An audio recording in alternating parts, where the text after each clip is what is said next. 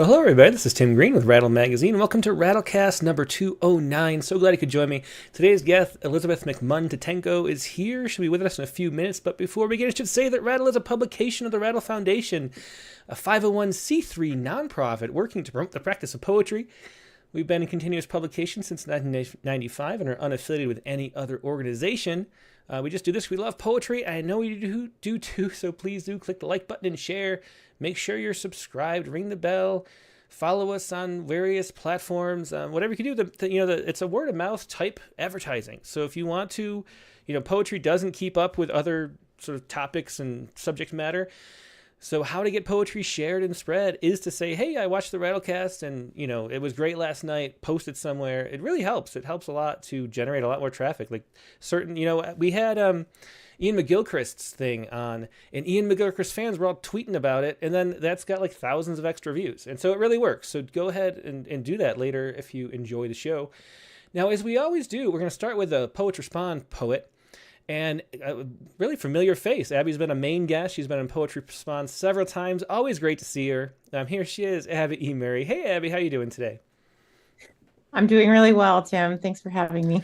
Yeah, it's always a pleasure. I mean, I love that you submit poems like almost every week because they're always good. Like, there's no doubt when Poetry Response started, I always worried, like, what if we get no poems? I'll have to, like, write, fake a poem and, like, have a fake pen name in case there's, like, no good poems. But there always is because people like you and, like, Dick Westheimer and other people who are regulars sort of submit poems every week that are great. And it's great to have another one this week about the Supermoon, which I saw. I didn't realize it was coming up. And I just was driving down the street, and then it was just like, oh my God. Like, it was actually noticeably different. And my son in the back seat was like, yeah, Dad, that's the blue supermoon. I was like, okay. So tell us about how this poem came to be. There's other stuff that's about too, of course. It's a conglomeration of things. But how did this poem come to be? Yeah, this is kind of a collection of different conversations that I've had with my daughter, and some of them revolve around not just the blue supermoon, but all of the different moon phases that we have. It seems like I always find out like the morning of, usually when I'm scrolling through headlines and stuff, there's a blue supermoon. I don't really follow it usually. But my daughter is 9, and she's really precocious and very curious. And she's probably a little bit more aware of the news headlines than other 9-year-olds maybe. And so the supermoon, she was just like, I don't understand, why is this a big deal? And I was like, but it's cool, it's like when it's the brightest and closest to our planet, this is impressive. And like we tried to look at it and it was too cloudy, and she was like, what am I even doing here? And we've also been having some conversations lately about trauma. And she had asked me point blank, like, Mom, is it worth it, like, to grow up in such a cruel world? And I was like, caught off guard. I hadn't had enough coffee yet. So that and the supermoon kind of all came together to create the poem. Yeah, it's been fun too because my son's 9 as well. So we kind of every time we see your poem with your daughter, it's like my son there too a little bit. So it's really cool. Yeah. And yeah, the supermoon this year, I'm used to it being like there's all these science news stories that are like total filler and completely fake, and who cares? And the idea of the blue moon and the hunter moon or all the other moons that are just 2 in a month, it's just random and silly. But this moon is actually the biggest moon, the brightest moon we're gonna have for the next 14 years or something, I think it said. And it was noticeably bigger. It was really, really big in the sky. There's some great photos from the local amateur photographers too in our town, from the ridges and stuff. It was amazing. I heard it was amazing, and I saw lots of great pictures. In the Pacific Northwest, though, it was like, yeah, I'm sure it's great somewhere. Yeah, well, sorry for rubbing it in, but it was really great. But let's hear the poem so everyone knows what we're talking about. Okay, sounds good. All right, this is Supermoon. It doesn't arrive so much as continue to exist. This blue supermoon, exactly who she was just days before. When she's this bright, though, I tell my daughter, and this close, we give her another name. That's all. I want to add that human kindness is like this, never really changing, never gone. This week, she asked me if it was worth it, growing up in a cruel world. That's the name she gave it, the name it earned. Cruel. So we sat outside at night to wait for something spectacular to prove itself. We craned our necks like tourists in a cathedral, expecting to see the tidy, timely face of God. And all we got was a persuasion of clouds, so thick and cold, we had to guess where the moon might be glowing. We had to point where the gloom was thinnest and say, there, as if it was only as extraordinary as it was out of sight for us, for now. But it was happening. It was true for thousands of years in a row. Yeah, that's a beautiful poem. That was Supermoon by Abby E. Murray. And I just love that extended metaphor there, too. I mean, there's so many poems that we start in negative places because we're just struggling to get through things. Is how poems usually work. And then to have a poem that turns and shines light on positive things, too, is really nice. And the way that there is this sort of background of kindness behind so much of the world that we don't see all the time because the negativity and the violence and the things we're anxious about all stand out so much. But there are beautiful things happening all the time. There really are, and they've been happening as long as the terrible things have been happening as well. And Mm-hmm. so, I mean, yeah, no, I hear you. The metaphor kind of came at like a perfect time in our family's life. And I always want to write about that positivity. And I start out trying to do it, and the poem goes where it wants to go, and it's not usually positive. So this time it Yeah. actually kind of worked. Yeah, well, it really did. Thanks so much for sharing it. A lot of people loved it, and it was shared, very widely on the social medias, as they say. So it's great to have a poem be able to do that. Thanks for sharing it, as always, Abby. Always a pleasure Yeah, hearing thank from you you. and getting to share your Yeah, poems. thanks. Yep, take care. Bye. Bye. That was Abby E. Murray with Supermoon, once again. It's a wonderful poem. This week's Poet of Poets Respond poet. Now we're going to take a quick break and go to our main guest, Elizabeth McMunn-Tetangco. So sit tight, and I will be right back with more poetry.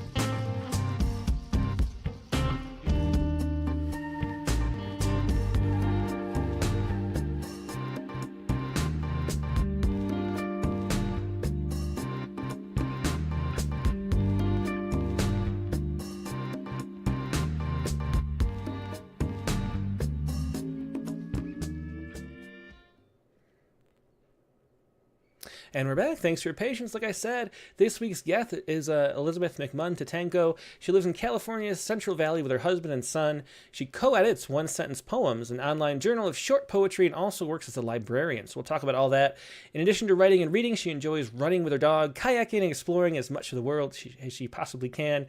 She's appeared 5 times in Rattle's Poets Respond, and another 5 in the Ekphrastic Challenge, which between the two might be a record. So we have a lot of the online specials veterans here this week. She's got a whole bunch of chapbooks. We have Various Lies, we have The Empty Clock, we have Lion Hunt, and there's another one forthcoming. So we're going to be looking at a whole bunch of different chapbooks. That'll be fun to talk about too.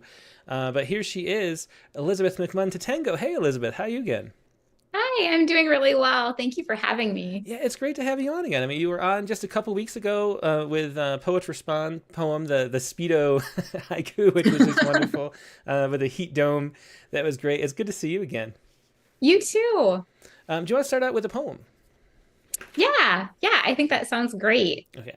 Just trying to remember the page Let's number. see. We had Coyotes on page 11 is the first one on the list. Oh, perfect. Okay. There we go. All right. Coyotes. Coyotes on the hill across the lake are scattered stones, sharp high barks. You listen lying flat, awake in the old tent. It was your father's, thin and gray as a weak lung. My escape, he said, packing on a Friday, kneeling hard on the lean fabric to force out unwanted air. Your breath catches on the nylon, makes it cry. You wonder if your father lay here, all alone, with the limp pulse of the water in his ears like a reminder. Did he think about coyotes, about children, with their smiles and vacant eyes just across town?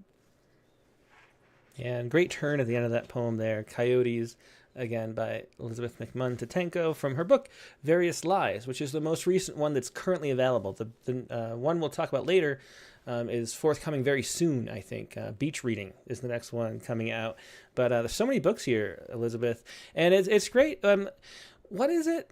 First of all, that's a great example of your style, that poem, because you do these really tight, short poems that, that have a lot concentrated, like tightly packed as possible, which is always fun to read, especially, from an editor's point of view. Like I'm sitting here reading all these poems and it's like a breath of fresh air to get something that has a lot of content that's really tight with little music and that little short lyrical form.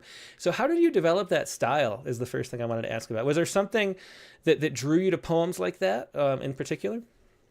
Yeah, I think I've always really liked poems like that. I always think about this poem. I think it's called "I Know a Man" by Robert Creeley, and I feel like that's very like packed in, and I really like that.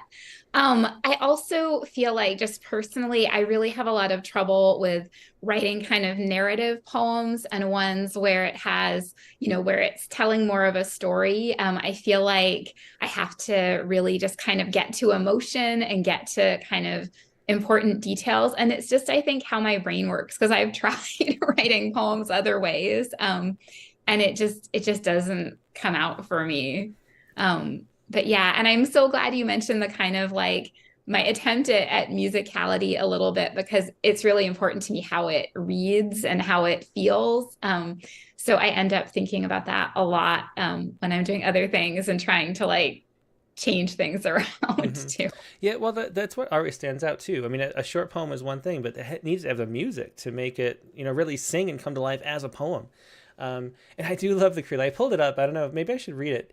The Creeley is just one of my favorite poems too. I haven't read it in a long time, but I'll read it really quick because this is the one that Elizabeth was talking about. It's "I Know a Man," and it goes, "I know a man. As I said to my friend, because I am always talking, John, I said, which was not his name. The darkness surrounds us. What can we do against it? Or else shall we, and why not, buy a goddamn big car? Drive, he said. For Christ's sake, look out where you're going." And I love that. I love the sort of the drunken speech of that, and the and which was not his name too. So there's a humor in that, which comes across. It's really interesting to see that as an example of the kinds of poems you write, because the humor comes across too. Like all the elements that I love of that poem are sort of manifest and blossoming through your book. So that's really cool to hear. Cool. Yeah, I love that one. Yeah. And so you're a librarian too. So I'm curious about your journey through, life into becoming a librarian and into poetry. Did those sort of, it seems like they're related. Did they coalesce at the same time? Was it something you did early on or later that you thought of, got into it? So I feel like I'm kind of a librarian cliche. I've always loved reading and books and writing. And so I always, I wrote poems as a child. I have all these little, probably horrible notebooks full of poems I wrote in high school and in middle school. And then librarianship came like a lot later. I had been a high school teacher for a few years, and I was realizing that I really liked working with students. I really liked helping people, but I didn't like the whole kind of power differential as much. And I was really interested in trying to do something where I could help people, but where it was more, where it was less, where I felt like I was like an authority figure too. too. Mm-hmm. And so I ended up going to, we have a cat interruption. That's okay. I ended up going to library school, and I really liked it. And then I ended up becoming an academic librarian. So I'm at UC Merced, and I really like that too. I feel like I get to work with a lot of students. I get to talk to them about what they're working on, which I love, just hearing what other people's research is about. And I feel like it lets me see a lot of different things too. So I get to read a lot about what other people are working on and research lots of different things, which I also like, because I feel like I'm constantly like, oh, tell me about this. What about that? Do you find that those topics like come, into your poems? Sometimes they do, yeah. And that's, I think, what I've liked about the Poets Respond poems too, is that I like just kind of finding things and trying to write about them, and just kind of trying to see what's out there too. Yeah. Well, let's hear the next poem in Various Lies that you wanted to share. Yeah. Do you remember what page it was? Let me look up really quick. It's page 13, Docs. Oh, perfect. Okay, thank you. Docs. We used to drive to the old movie house in your dead brother's car and pay to watch the midnight horror shows. I'd bite my palm, but never hard enough to bleed. Sometimes your hand would reach for my hand in the dark, and it made me think of boats, how after we left, they'd rest against the docks in the dark water. Yeah, and that was Docs, again, from Various Lies. So we're reading from Various Lies. Tell us about this book. What was the theme that brought the book together? So this one, I hadn't published any chapbooks when this one came out, and I really kind of wanted to try it. And so I feel like this one didn't have as much of a theme in terms of just, it was more just kind of, okay, I want to pull together poems that I like. I feel like too, there is this theme of dishonesty though, that's going through it, just kind of looking at it. And that's the poem that I named it after too. Just this idea of people not necessarily telling lies like overtly, but just these sort of small bits of dishonesty. Like our hands are almost touching, but they're not quite going to make it there. Or, this man in the tent with the coyotes, where he's out there, he wants to be with the children wants to be with him, but it's just not able to connect. And so I think that's kind of a theme that goes through that one. Yeah, it is. It's a great metaphor within the book, a central metaphor tying it all together, because there is a sense of, like that, I don't know, like there's an undercurrent. It's like little vignettes that have this little undercurrent of something. And the fact that you're thinking of the lies, it's one of those titles where it makes you read the poem a certain way, because you're thinking about how it fits into the Various Lies theme that's moving through the collection. And so that's a really interesting way to especially for a chapbook length, I think it works really well. Is there something as a librarian, I mean, it's interesting that you've written, you've had a bunch of chapbooks, and chapbooks are notoriously like hard to archive and get in libraries and things like that. There are a few, like Beyond Baroque here in LA has a chapbook library, which is really neat. But it's so hard to do that because there's no spine, and so and there's no ISBN often, and it's just hard. What do you think about that aspect of the chapbook? Because it is the one downside. I love chapbooks so much, but from like an archival sort of standpoint, it makes it difficult.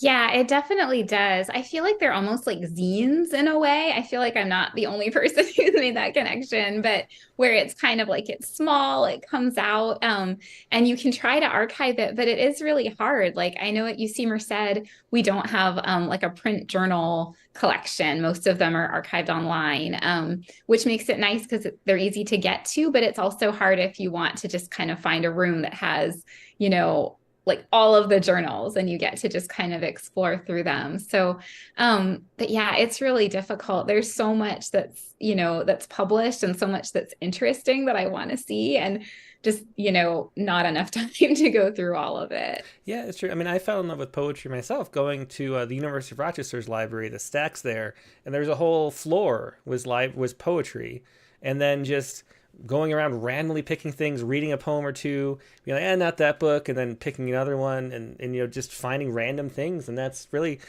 I used to have a rule where if I'd go to the library for anything, I'd get at least 2 poetry books, and it was just a fun thing, and the surprises that would come up. And it's really the browsing experience is gone when you're calling up things in a database. So that is the sad thing. Do you have what are the students like at Merced? Is there a lot of interest in poetry, or is that a program? Like, do you get to do anything with poetry in your job? I guess is what I'm going to ask. So I've done a little bit with it. I know that the Center for the Humanities does a lot. We had a thing that they invited me to help with too, because there are a lot of poets and writers who work at UC Merced. And so we did, we basically wrote little poems based on themes. I forget how we got the themes. And so we've done that. And there is a lot going on in terms of poetry and writing in general. But UC Merced, I feel like, is more STEM focused. So our biggest majors tend to be more like biology or STEM affiliated, although there are a lot of psychology majors too. So I don't do as much with it there, although they're definitely in the writing program and in the Center for the Humanities are a lot of people who are doing a lot with poems. And it's neat to see what they're doing. Like I have a colleague right now who I think is having a zine themed class, which is very cool. And she's having all of her students create zines. And I think she has even the syllabus is in that format. And so there's a lot of creativity, but it's not as much like an arts focused school. Yeah. And how does it work getting books and journals into a library like that? Is that something as acquisitions, like someone separate's job, or do you play a part in acquisitions too? So somebody else actually does it. We have somebody who's our head of collections, and he does that. I tend to do a lot of instruction, and I help people with research a lot. So when someone needs something, I try to help them find it. Yeah, I'm trying to, for personal reasons, I always want to get more, rattle in more libraries. I think it's in about, I don't know, like for college type libraries, I think it's around 100 or so, but it'd be nice to be, there's so many colleges in the country, it'd be nice to get more, I'm sure. I know everyone has poetry, so I'm always jealous. but let's hear another poem from various lives. We had, next up on page 5, you had The Baby. Oh yeah, okay. The baby. Her heartbeat might have hounded you like guilt. And so you buried her the way you hid the baby books you looked at, stuffing them down in your bag. You never brought them back. Was it stealing? No one talks about the boy now anyway. You wore a hole in his old sweatshirt where your thumb pushed through the sleeve, and then nobody else would take it.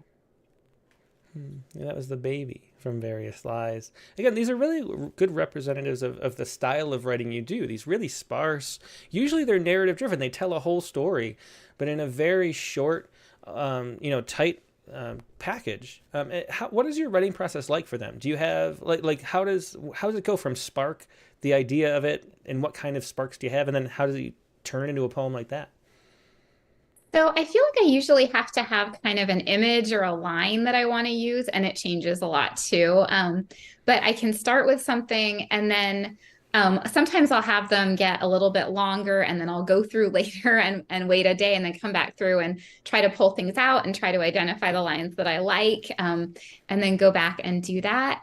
I've ended up with these Word documents recently where it has like the poem at the top and then all the pieces that I pulled out of the poem that I'm not sure if I want to do anything with, kind of at the bottom. And so a lot of it is kind of that way. I love the idea of writing something longer and then going through and pulling stuff out. But I feel like when I do that, I can't really get to it. So I feel like I have to and then sometimes I'll be doing something else or running or something, and a line will come to me and I'll think, oh, I need to put that in there too. And so sometimes I kind of like try to build them that way. But I feel like, yeah, and I'm sure you and everybody else feels this way too, that it's sometimes like, okay, I want to say this, but like, how do I say it in the right way so that it's doing what I want? And so I feel like I do a lot of moving language around and, stopping writing, watching TV, thinking, no, this word needs to go, and then getting my computer back out and being like, it needs to be changed right now. And the line breaks are really important for poems of this length, and there's a way that, you want it to feel sort of, both, careful, but also like natural in a way that has life.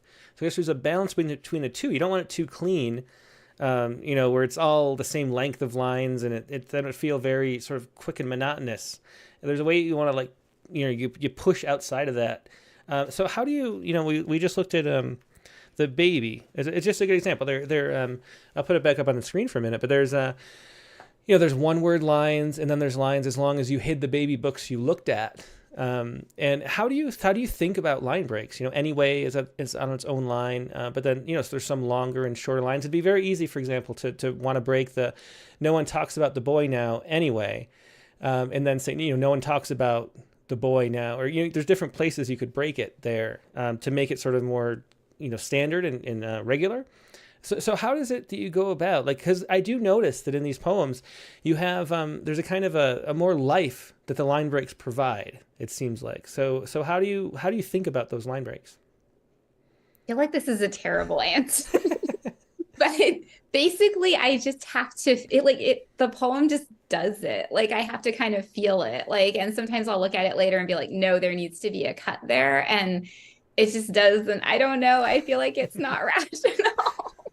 Well, maybe it just comes from a different place, like the part of your brain that doesn't think consciously, but like, subconsciously knows and is in tune. Maybe with that, since it really feels like it's about the pacing and sort of not getting stagnant. Like that's how it feels like it works. And I noticed in short poems too, the other really great short poem, sort of short, mostly free verse, which is what you do. It's not form in most cases. It's really free to do whatever you want. The other poet like that is Mike White.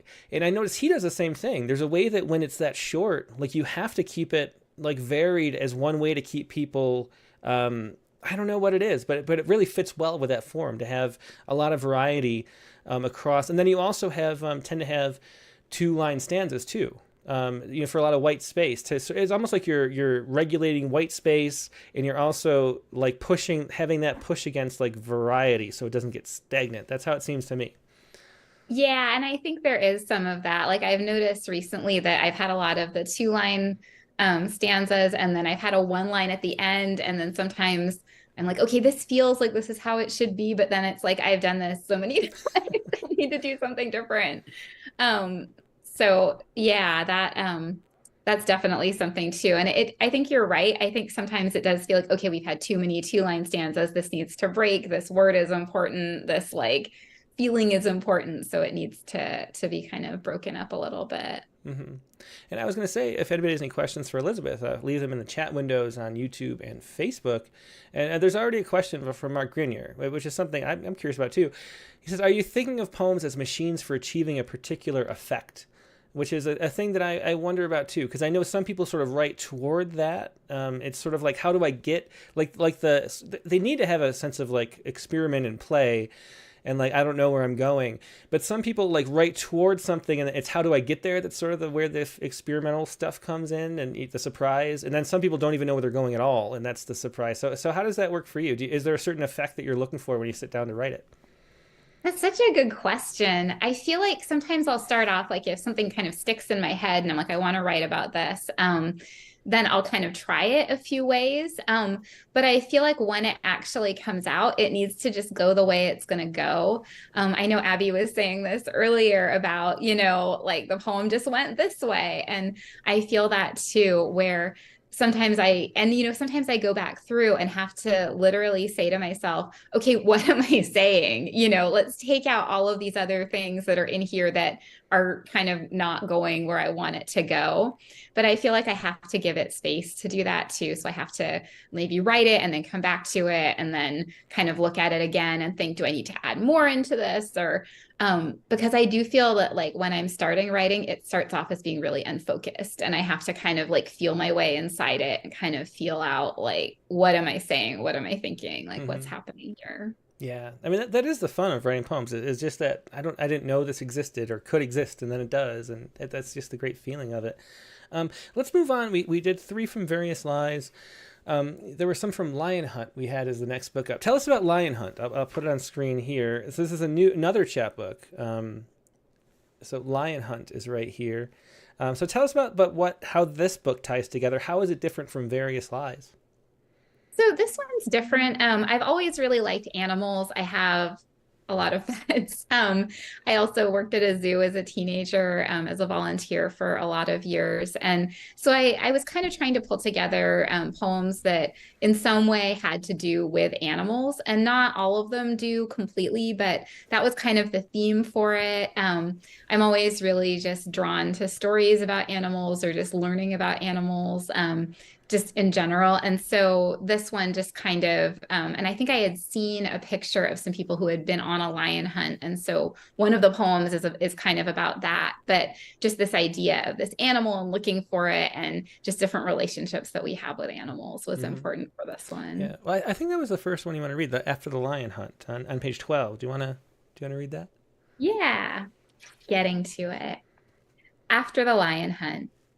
Dust rises like a tarp across your feet, stiff and gray. The sun is white, an ironed shirt, a folded invoice. You feel sweat on the inside of your hat brim like a clock. In the airport bar, of course, you think of lions, with their tongues rough as a girl's bare unshaved legs, with their bodies taut and firm, and their hearts so much smaller than you'd hoped. Yeah, I love that ending. And of course, the metaphor that goes into that as well. After the lion hunt, from the book Lion Hunt by Elizabeth McMunn-Tetangco. And so it's interesting. It seems like what would you say that poetry is adding to your life? Because it feels to me like it's this like side thing that brings a lot of joy and fun, and is that how you think of it? Do you have, a lot of times, poets are kind of like feel like trapped inside of like ambition. Like if they don't have a certain number of things published, it's like, they're depressed about that. The rejection letters pile up and all that stuff. Is that something that you deal with? Or to me from the outside looking in, it seems like you're just like, this is something I do for fun and it's really enjoyable for me. And I have these poems that people like and I put out the books that people like. And it's just, there's just sort of a general positive sort of playful energy to it all. Is that how it feels to you? Yeah, it does. I feel like it's vital to me. I feel like there were a lot of years when I wasn't writing very much, and it always felt like there's something that I need to be doing. Like I always think about my son was really little at that time, and I would watch Sesame Street with him in Elmo's world, and it's all like scribbled out of crayons, and I'd be like, look at Elmo's like creative like accomplishments. Mm-hmm. And so I feel like I've always kind of looked for it. I feel like I'm driven less by necessarily like publication for it and more just like I want to make stuff that's good and that I like and that hopefully other people like, but that I feel like, okay, I made something and I really, really like it. And it's something I just have to do it. It's like almost compulsive.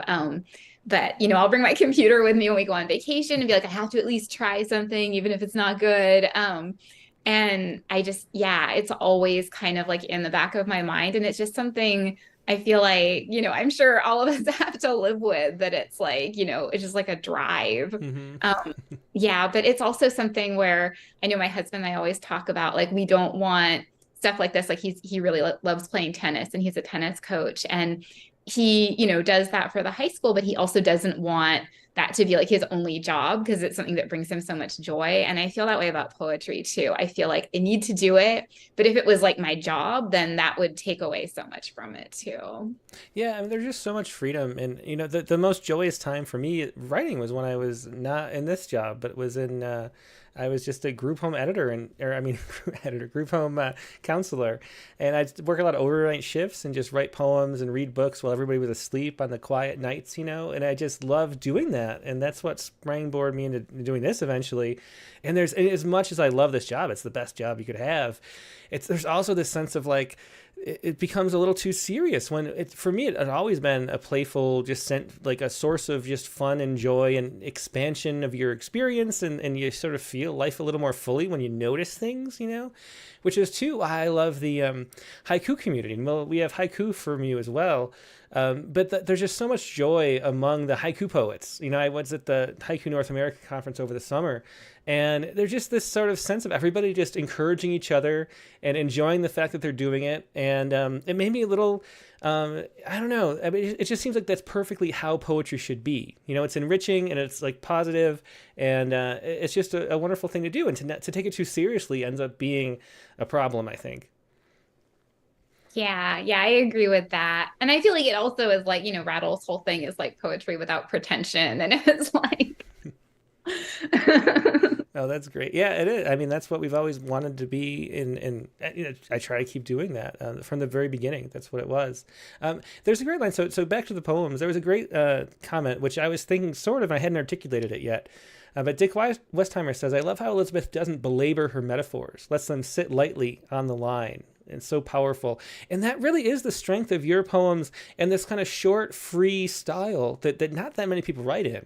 There are a few poets who write this condensedly, but when there is a metaphor, it does sit there and it has so much power because it doesn't go on and on about it. You know, it's just like, it's here. I think in the last one, we had, let's see, the sun is white, an iron shirt, a folded invoice. You feel sweat on the inside of your hat or your hat brim like a clock. That like a clock. And, you know, we'd all just move past them. And then that last one, of course, their heart's so much smaller than you'd hoped. You know, everything just is laid out, and then you don't extend it. You just let it be and exist at the strength that it has. Is that something that you set out to do? Like, how do you go about seeking metaphor, and then how do you let it go once you find a good one? How do you not go on and on about it? Because it is something you see a lot in poems where it's like, oh, that's a good one, let's keep it going, you know? I feel like this is something that I've been trying to do a lot more with haiku recently. And I feel like that's something that I really love about haiku, that it's like you want these things to connect, but it's only going to be 3 lines. It's going to be short. So it's not going to be, let me explain it to you in a ton of detail. It's there. If you see that connection, awesome. Like, if it doesn't work for you, that's also fine, you know? Mm-hmm. And so I feel like, it's its own thing. And I want to put it out there, but I don't, you know? Mm-hmm. Yeah. Another question too, Kelly Breland asks, is writing for you personal, go get your feelings out type thing, or is it more thoughts that you have about the world in general? Like, do you feel like you're digging inside, you know, your emotional experience, or is it more intellectual, I guess? I think it's both. I like to write. You can probably hear my dog walking. Sorry. I like to write about, you know, things that are happening in the world. I like to write about myself, but I also feel like I'm a little bit private too. I like to share things that are like, everything's coming from my own experience, but I feel like it takes me a really embarrassingly long amount of time to process things. And so I can't just, have something happen and then write about it. And if I do that, which, obviously I sometimes do, it usually isn't very good. And I usually have to kind of come back to it and be like, okay, like, these are the feelings I'm feeling, but let me try to, get them to a space where I feel like it's a little bit more articulate and maybe thinking about it more deeply. Mm-hmm. But yeah, it's just interesting because I know there are things in my life that it's like, okay, I've still wanted to write about that, but I like haven't even gotten there. And it's like 20 years ago. So. How often do you have the experience where you think it's not about anything personal, and then all of a sudden, like, you look back 2 years later and you were like, oh, that was about this, and I didn't even notice at the time? Because that happens to me a lot, actually. Yeah, that totally happens to me. I was trying to write something just this week, and I have a friend who basically, I don't know why he does this, but he lets me just send him drafts of stuff, and then, just as like an accountability thing. Mm-hmm. And so as I sent it to him, I was looking at it and I was like, oh, you know what? This is about something else. That happened like a year ago. So it was just kind of interesting seeing like, okay, there's stuff that's in there that's working itself out, but it's not always overtly, let me tell you the story about how that happened, at least for me. Yeah, I think it's really interesting how that works. It's like the subconscious is like, trying to find a way to speak and get to you and send you messages. It's like sending little cryptic messages. It's how dreams work too, where we dream in this sort of symbolic language that our sort of consciousness has trouble interpreting, which is a bizarre way of going through life, but that's a human plight anyway. And I think poems really bring that into coherence, and we get a sense of what things are by writing, so it's always fun to, a great part. It really is enriching for life. Let's do another poem. I think next up was the Animal Kingdom on 15. Oh, cool. Let me find that one. All right. And let me do. Why don't you do the one on page 14 too? There's a little haiku sections kind of broken off in this book. So explain that. That's an interesting. It's almost like you don't notice them because they're sort of hidden off in the corner. I thought it was an interesting way of going about it. So why don't you mention this, the soccer practice first, and then do that poem. Oh yeah. So this one was basically, it was about a soccer practice that my son was in. And I kind of liked doing that. I feel like, I don't know, it takes me forever to process poems too and read them. I have to read them a bunch of times. And so I felt in a lot of ways like having the haiku is a kind of like a palate cleanser. It's like, let's just take a second and have the white space. And then also think about, like just an image, on its own. Yeah, that's great. Like the ginger, when you're eating sushi. Yeah, exactly. Like we're just, and it should be complimentary, but like with the complimentary with an E, but not, not something that's like, okay, now we have to process another really long, or for me, really long poem. But yeah, so should I do the one on 14? Yeah, do you want to read that? Sure. Yeah. Soccer practice. My boy flits between the lenses of your shades. Yeah, that's great. Soccer practice. And then let's do Animal Kingdom. Great. Animal Kingdom. Tonight you are the prey. Soft pink mouth, warm skin I wear across my own. Tomorrow I am, tensed and twitching, with my legs bent like tall birds. Life is stressful all the time, full of mouths, blood, snot. In the fish tank, the gold feeder fish is swimming in lank circles, his flat eyes like drifting platelets. Excuse me. And his tail a trailing flag. Just behind him comes the big fish, with his mouth a heaving door, like the empty space the dog left when he died. Yeah, really touching poem there. That was Animal Kingdom. And then Soccer Practice, the one before. So you can see how there almost is a Hyben-like nature too to that. The way you move. We talked about it recently, but I have this book, Hyben, a Writer's Guide, by Roberta Beery, who's been on the Rattlecast before, and Lou Watts, talking about the way that the tension between the different sections of a Hyben is sort of like a spark for your imagination. And that's how these work too. They're sort of like, you sort of feel like there's a connection, but it's such a distant one that you have to like leap that gap in a way. That it's really an interesting way to go about poetry. Can you talk a little bit about your introduction to haiku? How long have you been writing haiku? And it's unusual for people who do haiku not to like focus on just haiku, but to go back and forth between, these free verse lyrics that you do and haiku, in this book, but just in general as well. Why is it, how did you find haiku? Was it more recent than other poetry? And what is your relationship to haiku? So it's definitely more recent. It's within the last couple of years. I felt like I really liked the form. I feel like, there can be a million of them and it's kind of like, oh, I'm not that into it. But then if one really works, it's like, oh, it's so good. And I just really love that. And, I can still think about haiku that I really liked, where it's like the images just, it's like, yes, those images shouldn't go together, but that's exactly, how it should be. And I really liked it.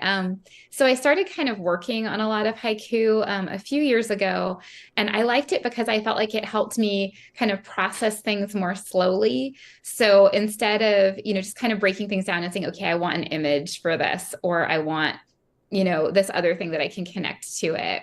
So I really liked that. And then during the pandemic, I basically, and I still have this Word document going, but I started a Word document thinking, oh, I'm just going to write, during the pandemic that won't last very long on this Word document. And now it's like 70 pages long of like haiku that I'm still adding to. And, some of them I like more than others. And so I've really enjoyed kind of working with that. I like that it's shorter. Sometimes I feel like if I'm really busy, it's something that I like to kind of try to do where it's like, okay, I just need to get like this image, or I just saw this thing and I want to connect something to it. And sometimes I just have lines where I'm like, I feel like this is part of one, but I need to find like something else that really goes with it too. I really love this idea of contrasting images, just kind of vibrating against each other, but not necessarily like tying together, but just they're there and they're influencing each other. Yeah. And how do you think about poetry mostly, or haiku, I should say, mostly in the juxtaposition? Is that what you would say? I mean, that's, there is this sort of sense, and of how we wrongly teach haiku, about the 575 and about the season word. Like if you asked everybody, they'd say, the most people that don't read haiku would think that that's what a haiku is. And I even get messages. I think I got one for yours, because every time we publish a haiku, I get replies that say, that's not a haiku. The syllables aren't even close to 575. And I'm like, that's not a haiku at all. What do you say that those two images are the main thing? Like, what do you think of what's your definition of a haiku? I guess I should say, like, what is it? Just that juxtaposition of things that have the resonance, or is there more to it for you? So I love the resonance. I know that, there are all these different categories of haiku. I always say it wrong, senryu. I'm always like, where am I putting the consonants? But so I like it in terms of having two images that kind of go together, or that are speaking to each other in some way. So that's always how I kind of think about it. I know there is, traditionally it was like the season, and then there's like the cutting word too, where you want to, and I think that's really hard to find the cutting word. And so I don't know if all of mine have that. But I think for me, it's really just, something small, something where you're connecting something, and something where I think I've heard people talk about like their haiku moments, where it's like, I'm seeing something and I'm going to connect these things. Mm-hmm. And so I think of it more like that. But I'm not a traditionalist. Yeah. Well, I think that's the way it generally is. And the people at Modern Haiku, I mean, that's just the main thing. I think the haikus, I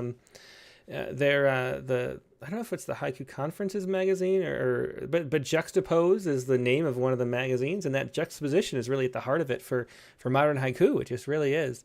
And to me, the beauty of haiku, and I'm wondering if it's the same thing for you, is that you can do it so well in found time. Like if I don't like wasting time. I like being really efficient and doing stuff and staying active. And like there's certain things, like if I'm walking the dog and I didn't bring a podcast or something, or if I'm like doing a little trip, it's 5 minutes to where the kids are, and I have 5 minutes, I can write a little haiku in my head on that little tiny drive, or in the shower or something. It's a wonderful, just a thing that's like you can find a poem within any kind of moment. Is that what it's like for you? Because it's one you can keep in your head. Even your shorter form poems that you can't really fit the whole thing in your head. It's a little too much, but a haiku always is. So that's the joy of it for me. Is that what you find? Yeah, that's definitely true for me too. And I love it, especially, I have a 15-year-old son. He's very busy. We have all these pets.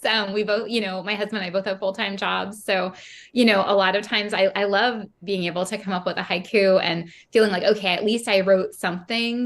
Maybe it wasn't good, maybe it was, but at least I was able to try to make some connection. And I feel like it's reflective too. So looking back at my day, or looking back at things I've been thinking about, like how can I, pull these things together too. And do you find, so for me, I think of, there's one thing I want to write about, and then the leap is to try to find something different to get in there.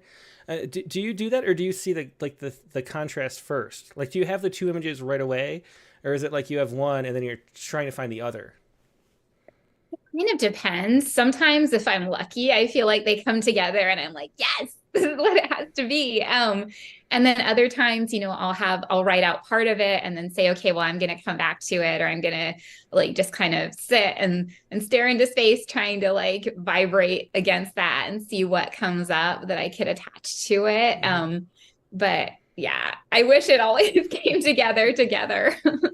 Yeah, well, Paul Mitchell-Bernstein asks, just for in general, how does one learn about haiku? I'm one of those people who thought a haiku was 17 syllables. For that, I would say, we had a great episode with Michael Dillon Welch, who is Captain Haiku on Twitter.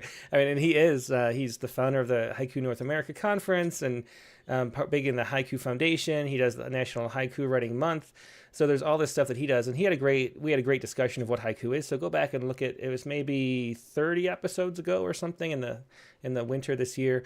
But how did you discover haiku and what haiku really is? For me, it was my grandma who was in a little haiku club, and so I and she was, when I got this job, she was like, you have to talk to Nancy, my friend Nancy, who's really into haiku, and blah blah blah.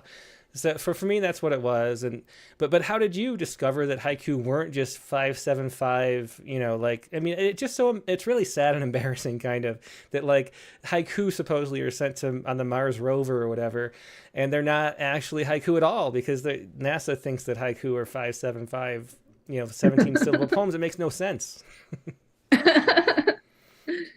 I think I basically came to it. I found one that was not 575, and I was like, oh, I really like that. What is that?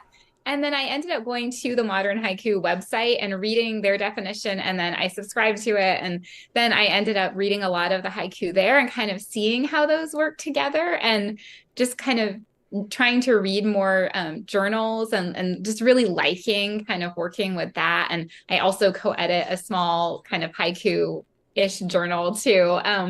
And so just kind of seeing what people can do with it and being inspired by that, I think that was really helpful for me, especially seeing one that I really liked and being like, okay, this is a haiku, and this is not, what I've been associating it with. And I loved the one you had, I think, for Poets Respond a while ago, and I'm horribly forgetting the poet's name, but I think it had something to do with the sirens and the lights, and I loved it too. It was amazing. I'm not sure which one that is, which is actually nice, because we're finally getting enough haiku that I can not be sure which one you're talking about. which for the longest time we didn't. We had a haiku issue, which I was hoping would sort of open the door and encourage more. And it's taken more work than just that one issue to get haiku poets to send us stuff, because they feel like that's why it's nice to see haiku mixed with more traditional free verse lyrics like you do, because it's all poetry. I mean, and they feel like they're separate, and people treat it like it's separate, but it's not. Let's do. I want to talk about sentence in a little bit, but let's do another poem, because I want to make sure we do a good amount of poems. The next is Prophecy on page 33 from Lion Hunt. Do you want to read that? Yeah. Okay. All right. Prophecy. Billboards sob, but really it's the knife glint in the garden that you only notice now. And still, it's beautiful to see yourself reflected in the light sometimes. You choose to step around. You take your time. Yeah, that is Prophecy. Some of these poems, it feels like haiku-ish in the way that it feels like I want to read them twice. Like as soon as I finish, I want to go back, which is a sign of a great poem too. But that was Prophecy from Lion Hunt. And tell me about Sentence, which is a fascinating idea of forward journal, which is a journal of all poems that are only one sentence. Oh yeah, one sentence poems. Yeah. So that was Dale Wisely had created a lot of different journals, and that's one of them. And he still, is editing that one too. But I was really excited to get to be part of it, because I had been published in there a couple of times. I write things that are relatively short, relatively frequently. And so it was not super hard for me to find poems that I had written that were just one sentence long. And then I had been a guest editor a couple of times. And so then I started working with them too. And I really like it. I really like, as you know, condensing things. I like every word has to be the word that needs to be there. And I just really enjoy it. And I really enjoy reading submissions for it too. I think it's really interesting to see what people come up with. Some of them are really long, some of them are really short. And just seeing like how people can work within that. I really like this idea. And I think this is what I'm drawn to in part with haiku also, but I like working within like constraints too. So I like when it's like, okay, this needs to be short. You need to get all of this that you want to get into it in this really short thing. And I just really like that challenge. I think, yeah, I'm the girl who always gets mad when movies are too long. So I'm like, we can condense it. Yeah. Well, I mean, I love the way that works, the way that, having those constraints brings out so much creativity. It reminds me, of course, that we knocked NASA once. So I'll say, the difficulty of getting to the moon, created so many new inventions like the microwave and things like that out of necessity. And it's a way that you end up forcing yourself to be creative.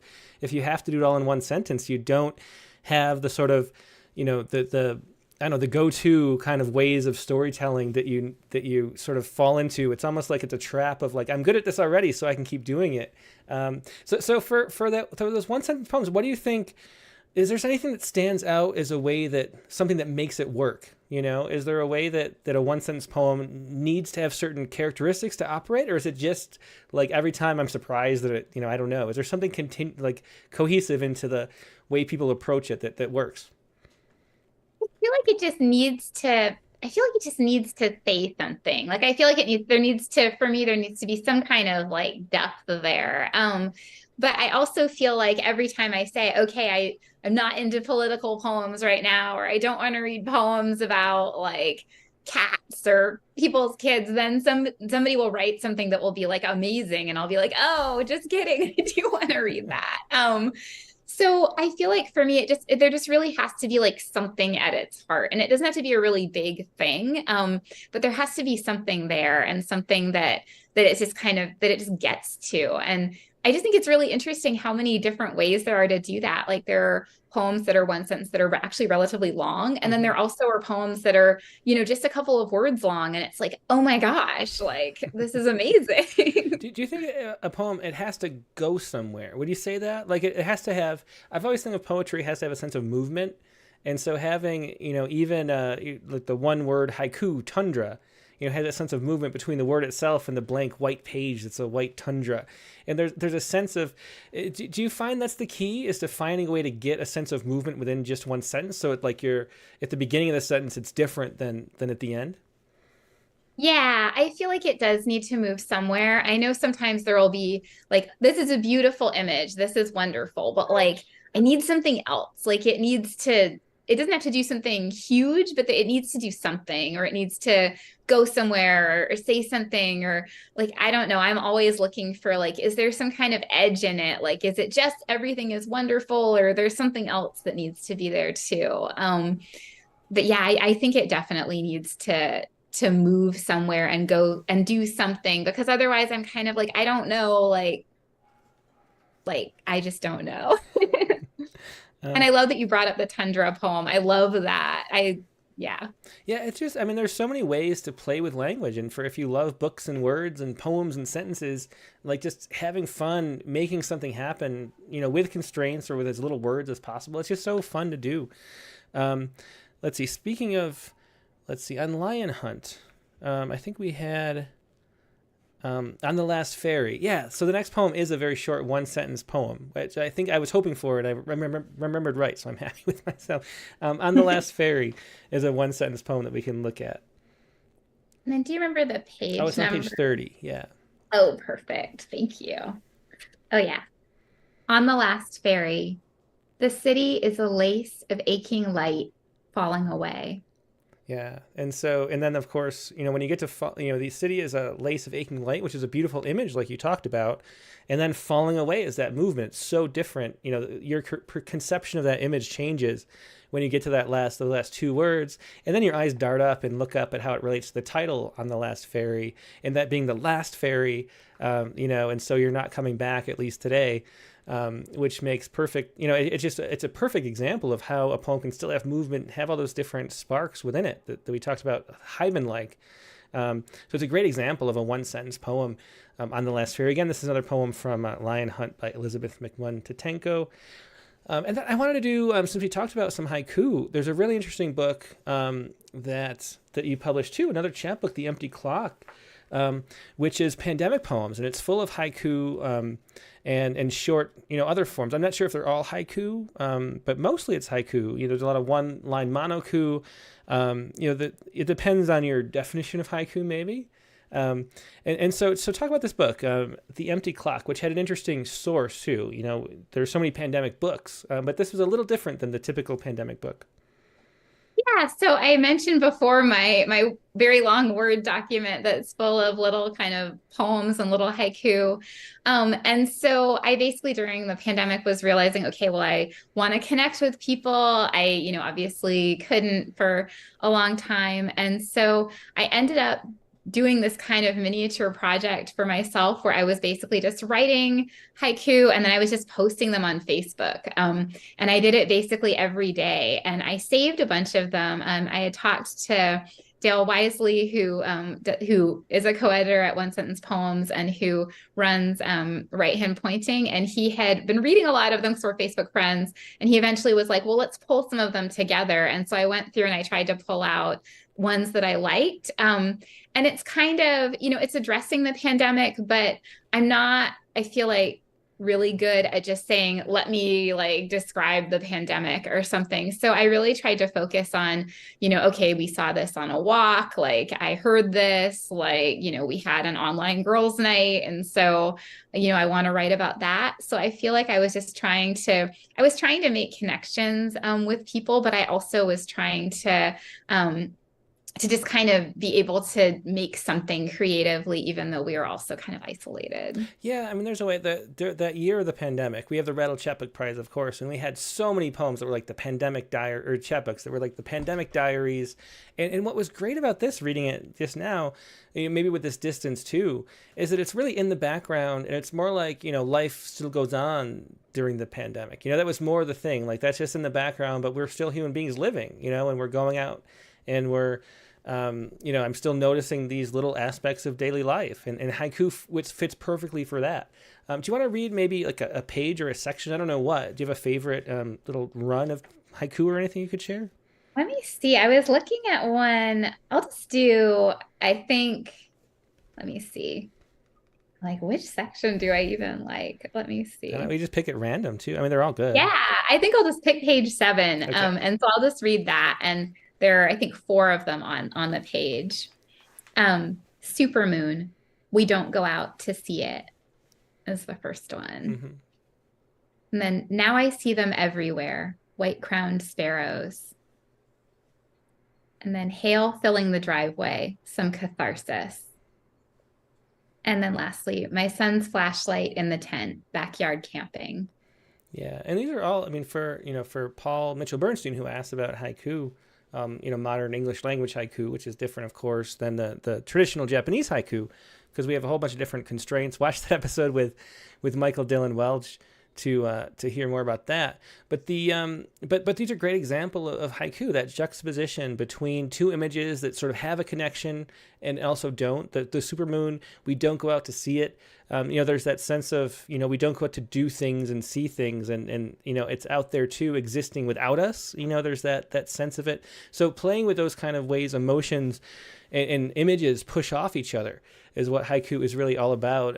There's also, of course, people can read the haiku issue. There's still a few copies left. It's almost out of print. Where I talked to Richard Gilbert in a long interview about haiku too. So there's a lot of resources at Rattle alone for haiku. Roberta Beer was a guest. Richard Gilbert was like the second guest we ever had too, actually, for the Rattlecast, like episode number 2. So check that out for a very sort of hermetic intellectual take on haiku, because he's a fascinating scholar who lives in Japan. But anyway, yeah, so that's haiku, and it's a wonderful thing, a way to keep the connection with your friends and family alive, right? Yeah, it definitely was. And, it was nice too, because then sometimes people would actually comment on them or read them. And so that was nice, just to, just be like, I'm out here, let's connect. How often do you think a haiku works? Like, what percentage made it into the book from what you were posting? Oh, golly. I think there definitely are good ones and there are not good ones. I feel like also kind of looking at which ones I was going to include, I was kind of trying to think about like, how do they like fit together? How are they in conversation with each other too? And so that was kind of something like, there might be one that maybe I didn't like it as much, but then I liked that it seemed like it was in conversation with the other ones. And so then maybe sometimes it would make it in anyway. Mm-hmm. Yeah. Well, let's talk too about your forthcoming book, which is just about to be released. And you can send me a link to where we can find it, because I didn't see it anywhere else, but not right now, but like after the show, I'll put it in the show notes for people watching later. But this is beach reading. And so tell us about that book. How is that book different than what we've been sharing so far? What makes that a collection? So that one really has this kind of water theme. I know you mentioned earlier, I live in Merced, and we had my house was fine, but we did have a lot of flooding in Merced this year. We don't get a ton of rain usually, and it rained a lot, and we live near the creek, and the creek came up.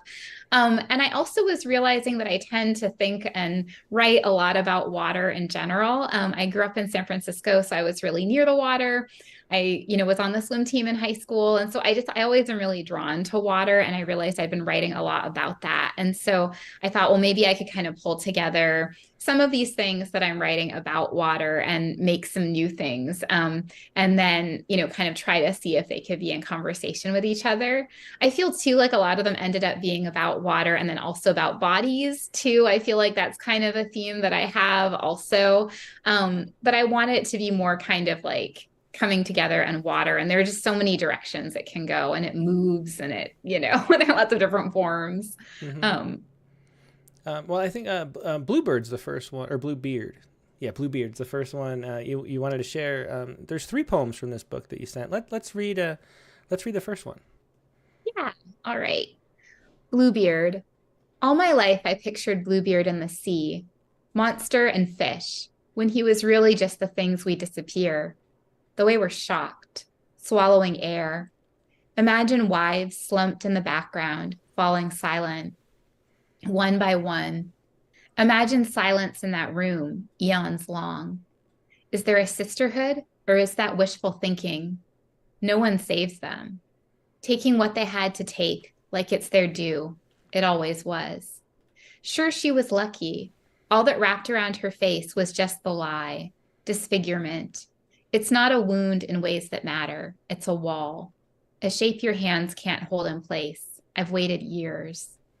I think of him beneath the waves, rising to air, his lungs like wings. He'll burst like sunbeams through the breakers to applause. Yeah, and that was Bluebeard from Elizabeth McMunn-Tetangco's newest book, forthcoming. And where can we find that book, Elizabeth? So that one is through Bottlecap Press, and you can order it online. I think they may be backed up with orders, but I know that they are starting to arrive too. So that is available online, and you can look it up. And I'll send you a link to it too. Yeah. Send it after the show or as soon as you're over. I'll add it to the show notes for everybody. This was so you have Right Hand Pointing Press. You have Plan B Press, you have Finishing Line Press, and then this new one. So there's 4 chapbooks from 4 different presses. How did you go about, finding places to publish chapbooks, and what was the process like? Were there contests? How did you go about publishing these? So I basically, with Finishing Line Press, I'd heard about it. I know a lot of people have published through them. And so I sent that one in and it got accepted. The other ones, I have been kind of drawn to looking for kind of like smaller, like really sort of artisanal presses. And so I was interested in that, just, like combining the art with it and the cover. And then the Empty Clock, the pandemic poems one, that one, I, have done a lot of work with right hand pointing. And so, and Dale and I are friends, and he had, seen all of these poems. And so we kind of worked together to pull that one together and did that. And then he's always really good about making artwork and making it just like stylistically look good, which I love because that's not my area of expertise. Yeah, well, that's great. Well, let's hear. We have Swimmers next. Well, there's 2 left. Let's do Swimmers. Then we'll take a little second, and then we'll do the next one too. Cool. Just scrolling down through it. I feel like my mouse is very slow today. Oh, it's okay. All right, we're almost there. Okay. All right. So Swimmers is next. Swimmers. I forgot how in a clean lake there are layers, how it's possible to dive. You let the top part make a fold above your head, a hotel blanket. You can sink inside. It's easy. You can only stay a night. I forgot before how everything about this makes me sad. The shallows woven through with fish, the perfect sky. A girl's bad skin lifting up in and out of water, her shocked face. Once I swam here as a child in a black swimsuit, freezing cold. Once I sat with you and said I wanted you, and you said nothing. Yeah, another great poem. That was Swimmers. And in another example, there's great line breaks in the way that they're not regular. You can see the way that like the perfect sky and that break right there like pulls you through farther into the poem. That freezing cold is a similar type motion there, where it's freezing could end it, but then it continues, and so it's like this sense of tug that the line breaks provide. It's a really subtle thing, but I think it works really well in all your poems, and it really helps propel the poems forward and keep them stimulating. And I wanted to ask too about chapbooks. For me, it always felt like that was something to have. It's great at a reading. You go around and you can do readings. There's open mics and things, and you have something in your hand to shell. But with the way that there are not as many readings as there are, how do you go about finding people to buy your chapbooks? Is there anything that you've done that can be helpful for that? So I feel like that's the $64,000 question. I'll put things out on Facebook and try to get people to buy them, and I'll try to go to readings if when they're happening. And you're totally right, that hasn't been happening as much recently. Or I'll try to. I just sent one out in my. I went to my elementary school has like a little magazine that comes out every 2 months or so. And so I put a link to the new one in there in case anybody wanted to pick one up. So I'll try to do it that way. I do like how the new one with Bottlecap Press, I do like how that has an online component too. And so you can pay, I think it's like $3 or $4, and you just like get a PDF of it. So I think that's nice too. And I think that's a good kind of alternative if you don't, I guess, want to commit to spending $10 or something like that. Yeah. So given that your poems, like, you do it for the sense of joy in creating them, it's very apparent that's the case. Do you have any ambitions for more? Is it something that you care a lot about, or is it just like, this is fun and I like doing it, I'm going to keep doing it, no matter what, and it's a fun thing for me? It's kind of both.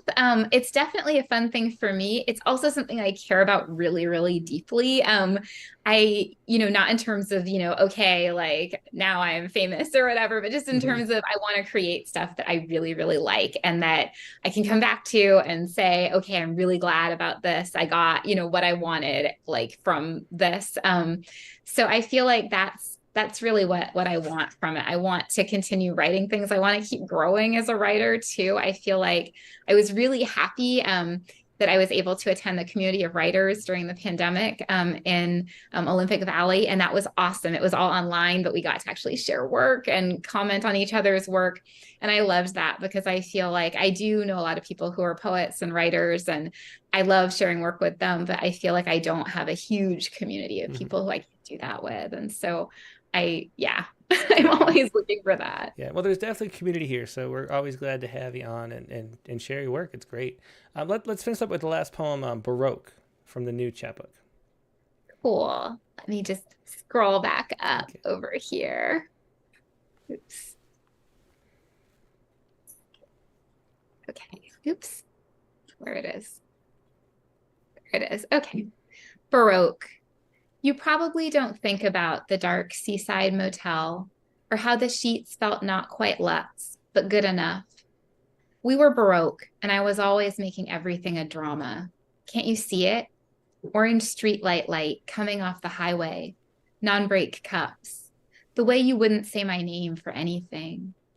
Back then, I didn't know that we could just be bodies and no more. My spine a line of bending turquoise and your shoulders card front white. The depths of us like anglerfish, wide and obscene. I take it back. We were all beauty. Can't you see it?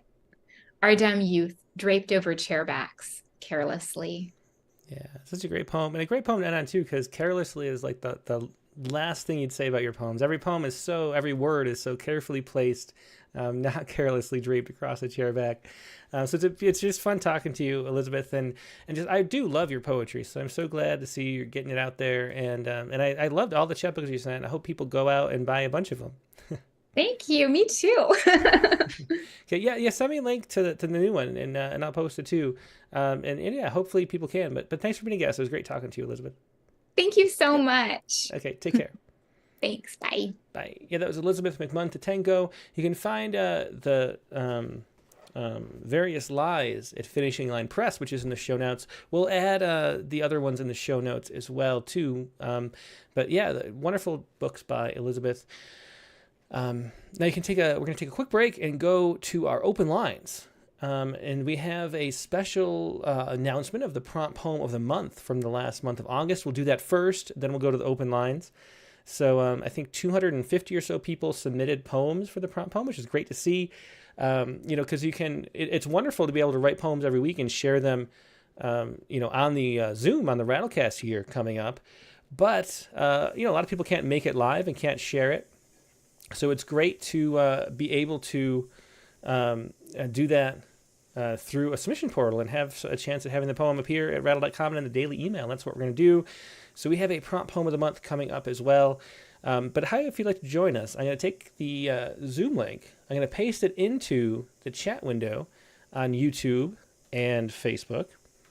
And there we go. There's one Zoom link deployed. Oh, and the heart is gone. Remember we complained about the heart being in the way of comments? It's gone. So now I can actually pin that to the top of the page like I used to.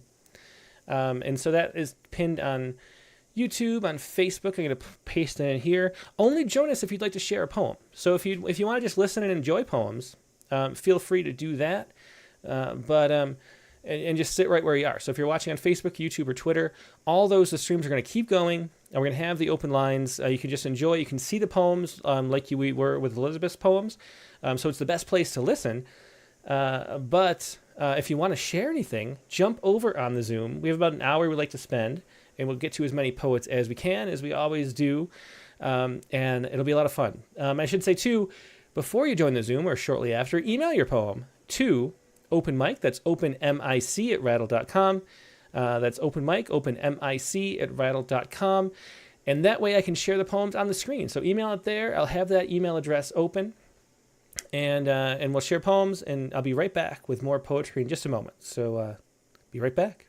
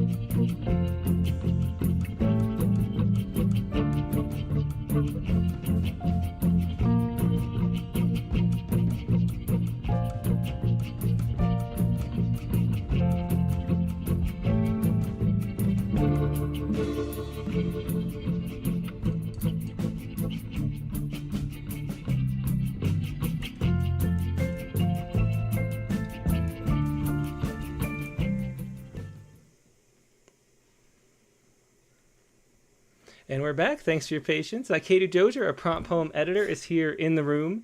And we have to figure out how to do this with probably multiple microphones in the future. But right now we only have the one to share.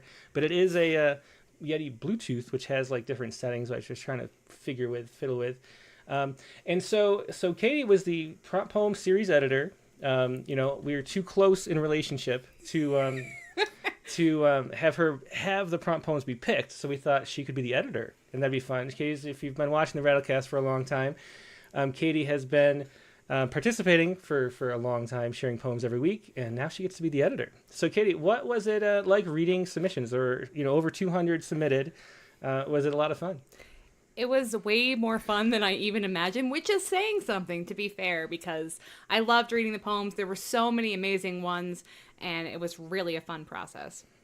Yeah, and so what? Which prompt, do you have a sense of which one most people submitted poems for? I was surprised because I think the most submissions we received were for the villanelle, the cryptid with the villanelle, which I thought was the hardest prompt, but people were game, and there were some really amazing ones, and I learned about some weird animals in the process, so Thank you for that. Yeah, that was an interesting one. I enjoyed writing that one, too. And of course, you can't pick me either. I couldn't submit, unfortunately. No.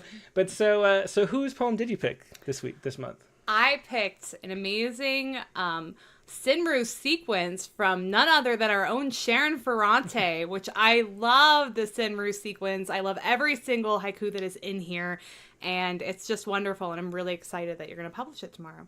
Yeah, I loved it too. You had me read the top couple I ones. did. In between. And right from the start, I love this one by Sharon, and every time I read it, I liked it even more. Sharon shared it already a couple episodes ago, but Sharon's right here. Hey, Sharon. Hey guys, you know I'm nervous. Okay. I'm so grateful to both of you. Thank you so much for choosing this Sanru. Yeah, I'm honored and grateful. Yeah, Yeah, and well, very nervous. Well, it's all right. I don't know why you'd be nervous because you already read these poems literally on the show. So I know, but I'm reading the email and I'm like, no, this is. well, these are really great, and I'm really glad you sent them in. And the prompt, once again, do you want to remind everybody what the prompt was, Katie? The prompt was a poem in which something is cooked. Mm-hmm. And so how did this series come to be, Sharon? It's a series of 6 senru, which is they came up and talked to Elizabeth too, the difference between senru and haiku. So how did it come to be? I have no idea. I just got my thoughts going and thought where I could get it together. Yeah, it was cool. The prompt was really nice. So I said I could have a lot of fun with this. No, most times when I write, I just don't know how I do it. Especially, I'm like, yes, that's it. That's a good, okay. And I love Sanru very much. I write a lot of them. Mm-hmm.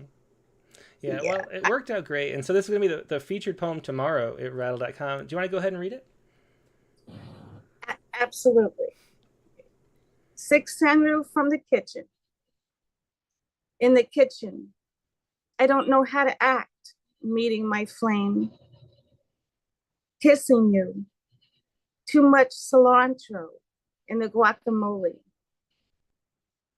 Bad habit, smoking, catfish. Waiting for biscuits to bake, flaky friends.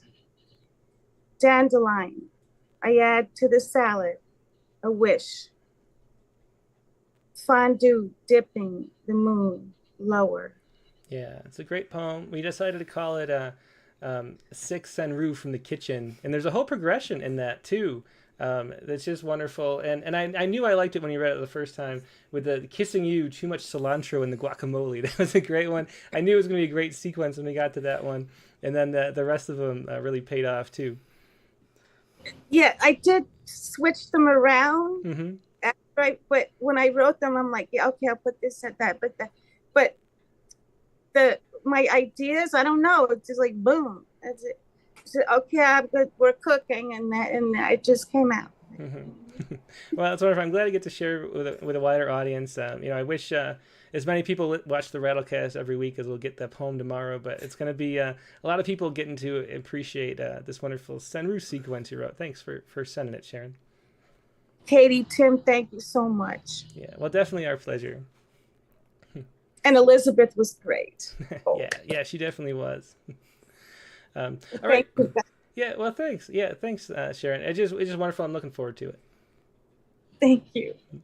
Okay, so that was Sharon Ferrante with tomorrow's poem at rattle.com. Since you're here, sitting here, Katie, do you want to do?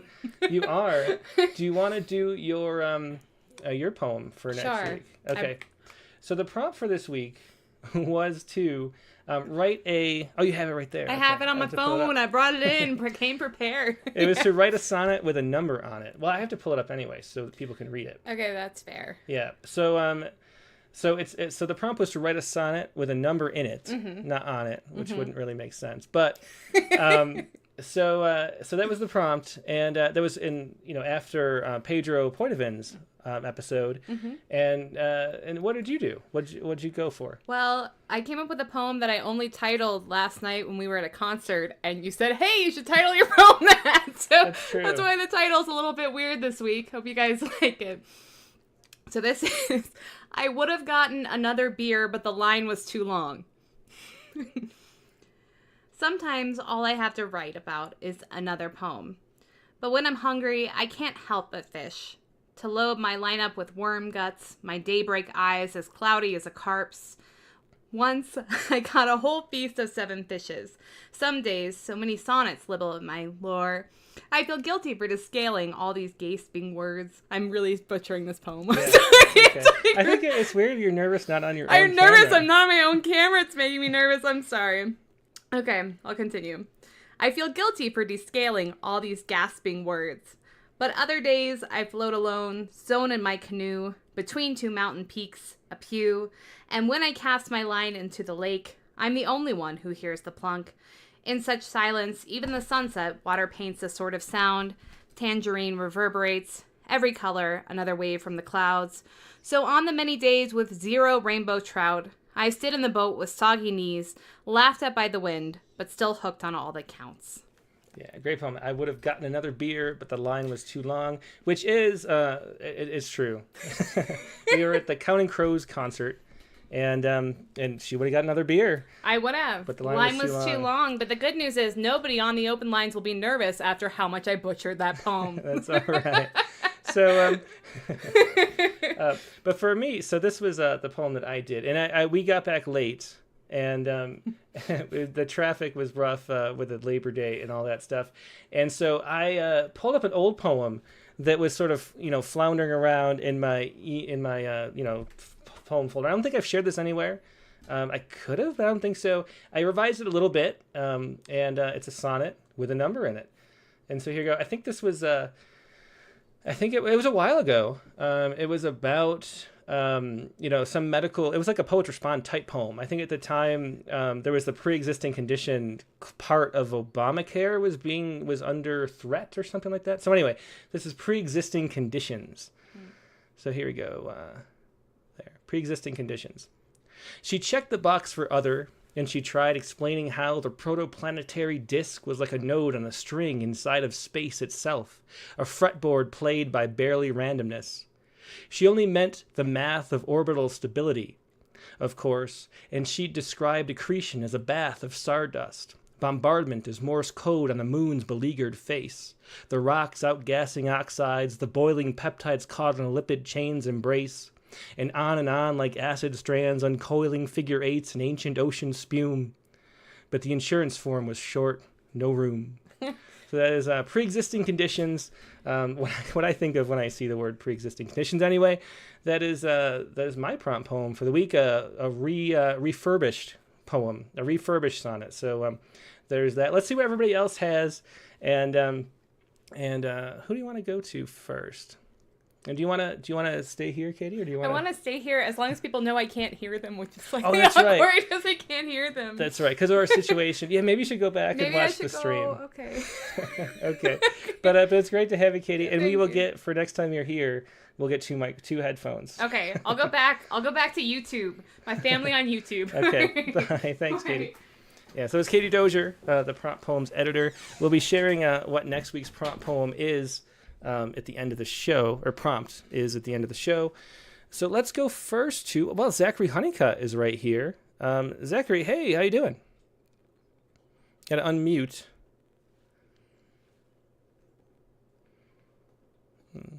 Are you there? Can you hear me, Tim? Yeah, I hear you. Hey, how you doing? Hey, man, sorry, I'm a little slow tonight. I was working outside all day in the Florida heat with Dad, and I'm doing good. Yeah, that's good that you're doing good. It's tough. That heat must be brutal. I can imagine. I was laboring on Labor Day, Tim.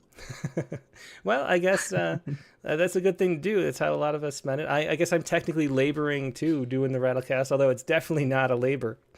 Yeah, it doesn't feel like we're Definitely not, and it's not even hot anymore in the room here. The mountains are getting cooler for the fall. So, what do you have that you'd like to share? Well, you know what I've got, Tim. You know that the sound of people writing sonnets always attracts me like a moth to the flame or something like that. It definitely does. I would be very disappointed if you didn't have a sonnet that was Yeah, a I know, formal traditional sonnet for us today. I won't have a sonnet on sonnet night. The world would end, Tim. So, yeah. Okay, so this is my sonnet with a number in it. I chose the number 1. And it's called The Morning Fog, Sonnet 23. Okay. The early morning fog on autumn days transports the mind to a mystical place as sunlight seeps through trees like heaven's rays, and the glory of God and man embrace. When familiar places come off unknown, with the fairy fog blanketing the grass, and the wet road ahead dissolves unshown into a hidden snowy castle pass.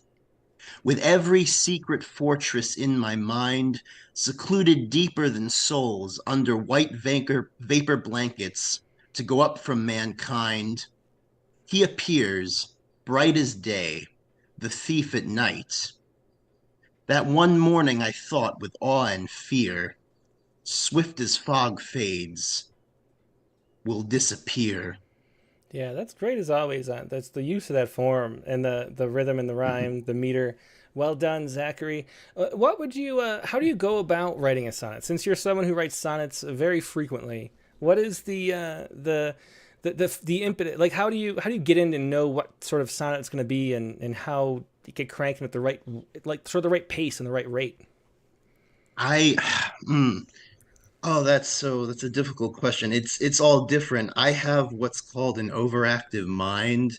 So like I get ideas all the times as far as like the material of the poem. Like I said, the first sonnet that I ever got published, which I Mm-hmm. believe was like a Spenserian sonnet, I wrote that at 3 o'clock in the morning because I couldn't sleep and I just had a very vague idea about being abducted by UFOs. But um, just I started really getting into English sonnets when I was in high school, and then I started dabbling in the Italian and all the different types. And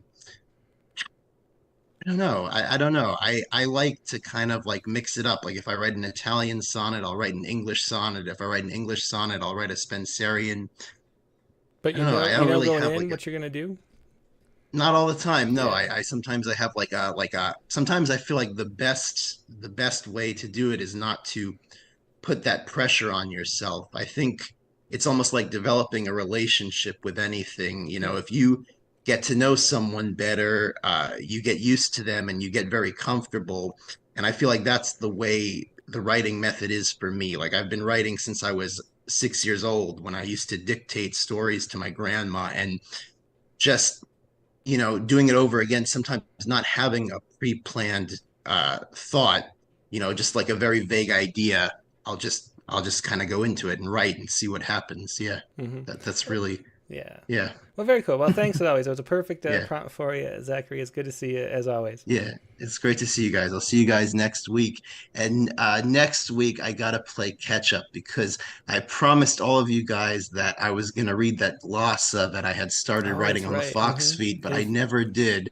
And Emily called me out on it. So Emily, if you're watching next week, I'll be reading that glossa. So yeah, stay tuned. That's just for you. excellent. Looking forward to it, Zachary. Always a pleasure. Yeah. See you guys later. Take Bye care. bye. Zachary Honeycutt with the sonnet I already pulled up. I can't remember the name, but it was a great sonnet by Zachary Honeycutt. Let's go to Nivedita Karthik next before she's got to run to work. Hey, Nivi, how you doing? Hey Tim, I'm doing good, thank you. How about you? I'm doing great. It's a really fun day. I love the episode and I love the prompt. Looking forward to seeing what you've got It for was us. a So good what'd you do? episode. So what do you have for I us? have a prompt boy. Yeah. I have a prompt one, but sadly I couldn't control myself to just one number. Well, I know you have a sciencey bent, so I wouldn't expect anything less. Once you get the numbers going, they just don't stop. That they don't. Okay, well, I've got it up for everybody So at it's home. called, Is there anything you want to say about it before you read it? I think it sort of speaks for itself. Okay, well, let's hear it then. So it's called I'm Still Waiting. I'm still waiting.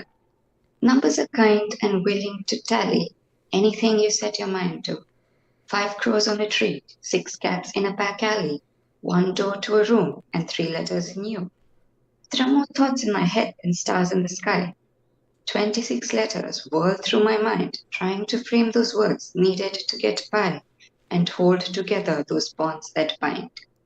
6 inches is how far you sit from me, close enough to touch, but too far away to hold. Yet you might well be in the Andromeda galaxy, watching the space-time continuum between us unfold.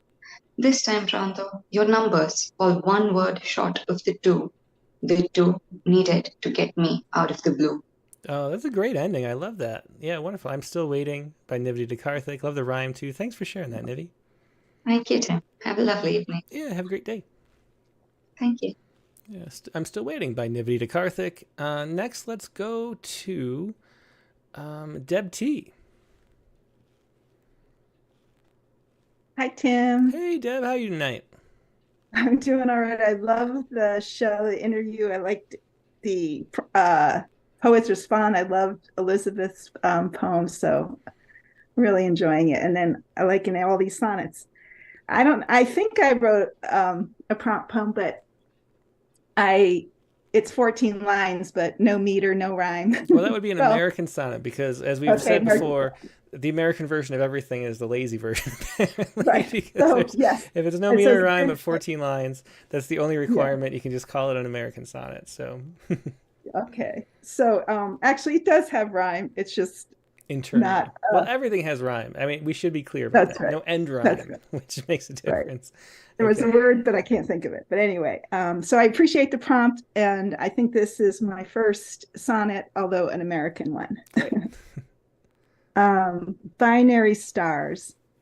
Oh, and I used the numbers 1 and 2, so it's a binary. Oh, that's sonnet. perfect. Mm-hmm. Binary stars. The whole is something besides the parts. Aristotle. Our two families, our two split levels, our little girl customs, putting on plays, frying potatoes crisp in a pan. My dad can't dance like my mom. Your dad can. My mom removes one earring for comfort, murmurs into the phone. We play upstairs in my room. Your dad shows up below. You walk in on a secret, a play date of their own. Their mouths touch. You flee unseen, solve for X, shut your mouth, drop me. 2 years long division till both sets of parents divorce. The lovers wed, fresh mud for us. Once we were sandcastle pals, then teenage sisters too. Twin beds in parallel. We talk all night, new phase of moon. We orbit each other, share one room. Oh, that's great. Yeah, the end, the rhyme there in the last couplet, perfect for a binary star, and great extended metaphor throughout the poem. Yeah, thanks for sharing that, Deb. You're welcome. I had a best friend who became my stepsister. Yeah, wonderful. Yeah, that's great. That can happen. Yeah, well, thanks for sharing it. Wonderful American sonnet commemorating that. All right, thank you. Bye. That was Deb Tenenbaum with Binary Stars. Let's go to Mary Lisa Dominicius next. Hi, everybody. Hey, how you doing? Can you hear me? Yeah, we hear you great. I'm really happy to be live tonight with you guys. Yeah, it's been a I've bit. been It's nice keeping to up. see you. Mm-hmm. I'm always a few days behind, but I have been keeping up with both the Twitter feed, the Katie Dozier podcast, Mm-hmm. which is really fun on Thursdays. Yeah, it definitely is. And then on Fridays, the critique of the week, and then on Mondays, the reading. Yeah, well, we're going to talk. I should have mentioned while she was here, but this week we're doing prompt poems. So we're going to be talking about the process of narrowing them down, what we picked, and then also just prompt poems in general and how fun it is to, that's the current issue of Rattle 2. Prompt poems were the theme. Brian O'Sullivan's got a poem in there who's on the Zoom right now. And it's just, I love prompt poems as a way to just access something you don't know where you're going. It's like, it's a way to learn how to have fun with poems. We're going to talk about that. That's why I love prompts and include them in every Rattlecast. And you've got a prompt poem for us, I see. It looks like a sonnet. I'm assuming there's going to be a number in there somewhere. I think there are two, actually. Nice. So, okay, so here we go. All right. So I stuffed my dead pet and read carrion poems into a folder with my best sex poems, my welcome to the next millennium poem, my suicide, PMS, and testosterone poems. Those are my do you believe in ghosts, in Satan or God or people or love poems, as well as my grieve, leave when you must, but sing as you are capable, Holmes. I stood at the podium with why, 5 litanies, and the rant of 10,000 voices in my voice, witnesses vying to testify, attempting to empty silence with the sound of song. We sing as we scrape the scum of love from the heart. It's how art is won. Oh, that's a beautiful. I love that sonnet. That was art. And I love especially the repetition of poems at the beginning and the movement there. Excellent work. Thanks for sharing that, Mary Lisa. Thank you for listening. Yeah, always a pleasure. Glad you could join us live. Thank you. Yeah, there was Mary Lisa Denominicius with art. Wonderful sonnet. And let's see, we got Joe Nolan next. Hi, Tim. How's it going? Hey, Joe, it's great to see you. It's been a while since we have. It's been a I'd while. say like 6 months maybe or something. What you been up to? Same old, same old. Still writing, still publishing. Well, excellent. So what do you have to share? Fly fishing. Excellent. Okay, let me give me 1 second. Explain what this is about while I put it in a... It's a little too small to share the screen like we were. Okay, so what's this about? It's not really about anything. It's sort of an images type of poem. Interesting, okay. The image of fly fishing, I guess you would say. Excellent. Well, let's hear it. Go ahead. Okay. Fly fishing. We fancy ourselves able to fish and fly at the same time. Fly fishing, they call it, where we stand in waders up to our waist, amid the flowing current, whipping cloud lines over water, conjuring fish to rise. Excellent. It's not something I do. I assume maybe you've been gone out fishing, Joe. Is that right? Not recently, but I used to. Well, it sounds like fun. Hope you get out again soon. That's a great poem. The sounds are always wonderful. Love how you read, Joe. Thanks, Tim. Yep, thanks. Take care. Bye. Joe Nolan with Fly Fishing. Next, we got Mike Bales. Good evening. Good evening, I like the animal poems tonight. Yeah, they were fun. And each chapbook has its own sort of angle that makes it fun. They're good books. Yeah. Something awesome kind of I'd be working on 4 books at a time. For me, it's hard enough working on 1 at a time. Yeah, for sure. I did a prompt poem. It's based on a neat park in Davenport. It's in the middle of the 3 busy streets that go around it. One street isn't that busy, and you've got a lagoon and all this kind of things. That sounds great. Kind of neat to see it during fall. Everything's changing in fall, so it's my poem Innocence. Mm-hmm. This got the number 1, 20, and 30 in it. Nice. Those okay. numbers. Doing a little extra credit work, I see. Yeah, the numbers add up. Yeah. Okay. Innocence. Seeking an island in the bustle, in the midst of thoroughfares, one girl and her grandfather gathered on the shores of a small lagoon.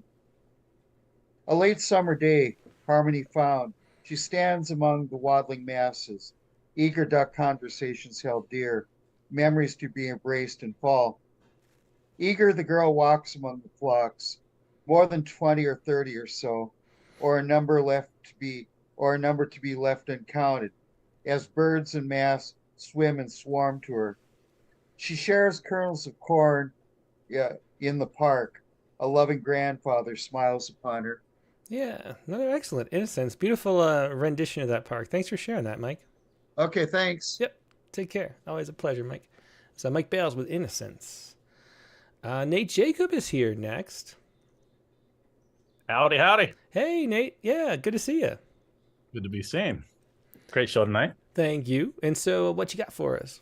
I went ahead and, against my better judgment, went with the prompt poem. Okay. I even tried to do with the strict meter. Strict meter. Nice. Pretty strict rhyme. Nice. Okay. Is this the first time you've written a sonnet in meter and rhyme? No. In fact, the first time I ever sent a poem to you for the critique of the week was this fluttery old language. Oh, interesting. I thought it was great, but continued writing poetry. Now you'll see I'm no better though. So. That's not true at all. Okay, let's hear this poem now. All right, it's called "So Much to Say, So Little Time." Seems poetry has always served me well, since I first learned that words were more than words, since I discovered swoon and kiss and tell. It started back when spiders, whey, and curds gave way to weak attempts at metered rhyme in hopes the girl would go to prom. And then in college, Prufrock, Frost, Neruda, Stein convinced me that I'd need to look again. I didn't.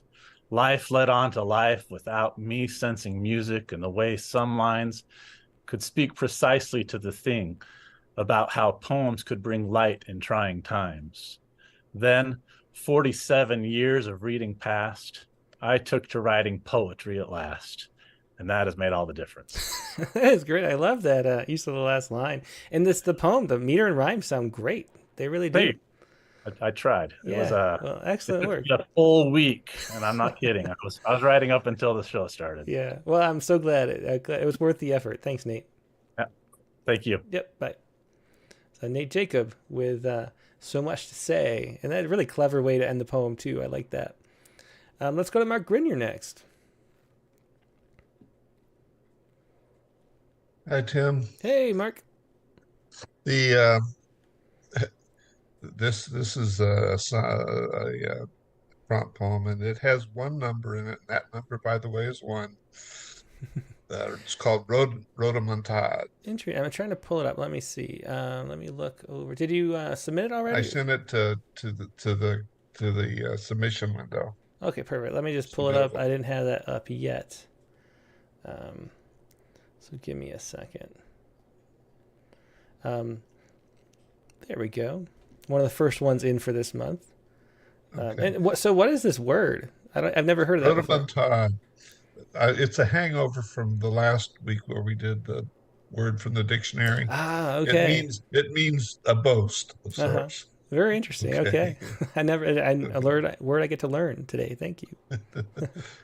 A squirrel attacked my porch, my plastic bin, the one I've kept for years to hold birdseed away from hungry beasts who still went in, to steal my stash and thereby ease their greed with seed, indulge that vice impelling one to place their needs above the norms of law, to force desired outcomes and be done, no matter how that act may scant the craw of every bird that flies to fill its beak with seeds, my joy in songs grown fat on backyard needs, which flock to fill my days again with ease, this poem with empathy, not hard for this modern man to opine about today, which rodents eating plastic steal away. Well, that one didn't work well at all. I thought it did. I mean, I love that ending. The today steal away rhyme there with the rodents eating plastic. You know, it's definitely something this time. We got a bunny outside. Hi, bunny. Anyway, there really is. I wish I could get the camera. He's staring at me. Hey. Anyway, bunnies aren't rodents, though. I don't think, right? Yes, they are. Are they a rodent? They're rodent. Interesting. Yeah, they're rodent. All right. Well, when called, and that's how this rodent came about too. I was looking out my window and watching this squirrel eat my birdseed box. Well, I liked it. I think it was a great poem. Rhodomontade. Rhodomontade? Is that how you say that? Rhodomontade. Rhodomontade. Well, I love getting to learn a new word, and I always love everything in meter and rhyme. That was great. Thanks for sharing it, Mark. Okay, thank you. Yep, take care. And Mark Grenier with a rhodomontade. We got Rob Harris next. Hello. Hey, Rob. Hey, how are you? I'm good. Good to see you. So what you got for us? Thank you. I've got one called A Sonnet with Numbers. Well, that definitely fits the form I'm sensing. I took a small little bit of liberty with it, so I hope you'll indulge me. Yeah, okay. Okay, give me just a second here. I thought I had it on my screen, and then it disappeared on me. Here it is. Okay. Goes like this. The way to know how much we've got is through the act of counting. Whether it's a little or a lot, we use numbers, ever mounting. The more we have, the more we'll do, and be grateful for our blessing. We need to have our counts be true without estimates or guessing. The digits used are those we learn at the earliest of ages, and they remain with us in turn through all our lifetime stages. 1, 2, 3, 4, 5, 6, 7, 8, 9, 10. And don't forget 11. That's great. That's a lot of fun too. I appreciate it, Rob. I figured out early on what the final couplet was going to be, and I had to work backward to get everything to fit into place. And for some reason, I couldn't get it done until September actually started. I tried earlier in the week when it was still August. But, well, this is actually, so how it's going to work, that's a good point that I should bring up. Since this was for a September show, this is for the September poem of the month. And so we'll put it, so it's still open right now. So feel free to send this and then the next 4 for that category. Yeah. And I was happy to get it done, and then I woke up the next morning and learned that Jimmy Buffett had passed away. Oh, and, yeah. Jimmy Buffett inspired me on many levels to write, to create, to try to make sense of the world through my own lens. And so hopefully someday I can capture that in a poem. But this is always going to be the poem I wrote on the day that Jimmy Buffett passed away. Oh, so yeah. I'll remember it that way. Yeah. Well, that's great. Yeah, definitely. A sad loss. I got to learn more about Jimmy Buffett because I'm one of those people. All I know is Margaritaville, but don't know much about him. Yeah. There's so much more. So much. Yeah. Absolutely. Well, great. Well, I'm looking forward to looking that up. Thanks for sharing that, Rob. Thank you. I appreciate it. Yep. Have a great week. Yeah, you too. That was Rob Harris with a sonnet with numbers. And I didn't say too, there's so much to say. I forgot. You don't have to share a prompt poem. You can share whatever you want on the open lines. And just really anything you want to share. I think it was probably always going to have one poem per poet nowadays because we fill the room. Let's see. Tom Barlow is next. Hi, Tim. Hey, Tom. Good to see you. Good to see you, too. So what you got? That's something without meter or rhythm. Okay. Well, that would be an American sonnet then. Yeah, after last Thursday's show about meter, I felt like I really have failed to live up to that. But that's okay. It is a Labor Day poem. Well, that's perfect. And a prompt poem. The title is 1978. He lights his Camel off the factory furnace and drifts down the oil slick aisle between racks of steel. The work that was his father's deliverance is a bag of rocks to him. This is no longer his century, not the one stamped out of family farms, assembly lines, sweatshops, coal mines. Still, he takes his mop and his bucket up and down the rows of grinding machines, dutifully swabbing the floor between the operators like he was a deck soldier on the USS Missouri.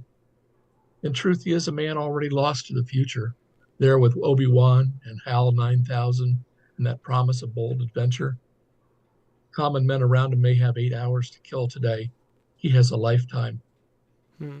That's great. A great example of, you don't need meter and rhyme to write a great poem. That was wonderful. 1978, Tom. Thanks for sharing it. Thank you.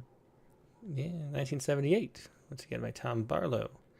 Bishwajit Mishra is next in line. Hi, Tim. Hey, Bishwajit. Good to see evening. You. Yeah. I'm good. How are you? I'm great. So what do you have for us? Yeah, I have a prompt poem, but I'm not going to read it. This is the first time I wrote sonnet, and I'm very bad at it. I wish I would. Can I read my Poet's Response poem instead? And another reason for that is because this poem is about that poet who passed away, and his funeral rites are going on probably. So I said maybe it's timely to. Yeah. Okay. Yeah, that sounds great. Let me pull it up. What's the title of it? After Hunger. Okay, I have it whenever you're ready. So what do you want to explain about this before we... Yeah, I'll read the note part because I tend to talk a lot, so I'll read the note part a lot of people. Okay. But before that, I couldn't find on submission tab, I couldn't find a place for prompt poems, so I just emailed it to you on open mic. I'll go and check tomorrow again. Oh yeah, for the prompt poem. So you can email it or email it or submit it when it's to read on here. But yeah, so since we closed it up, there's always I left a little gap. Yeah, I thought. And so it's open okay. again. I'll now. check tomorrow. Yeah, it's open again for September now. I always do that because otherwise it's confusing. There's like no way to there show could be it. Yeah, exactly. Yeah, slide over and yeah. Okay. So this is, I'll just read the note. It explains about a poet called Jayant Mahapatra. Okay. At the passing of Jayant Mahapatra, the Indian poet, a physicist, and a late starter at writing poetry, but eventually carving out a niche for him internationally, leading him to win the highest Indian Literary Sahitya Academy Award for the first time for an English language poet in India. He was a professor in our college, although he didn't teach me. I had heard about his eminence as a poet.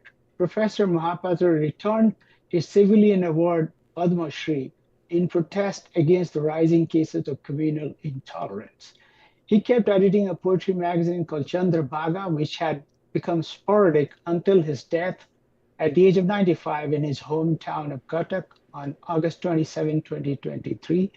One of his most widely known poems was Hunger.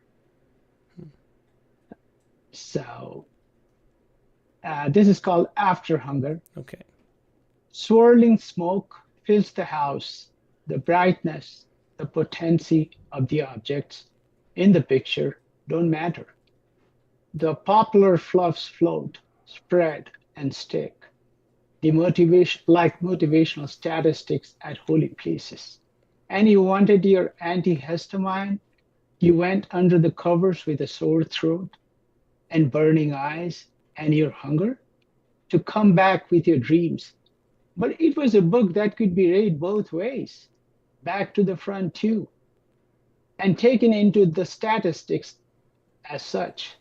Your efforts to turn the book for the guys on the other side of the table was no good, because they had the book glued to the top and the table bolted. There was no other view.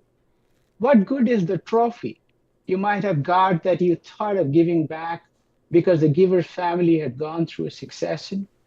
Because that return also became the part of statistics in the book that was being read the other way around, back to the front.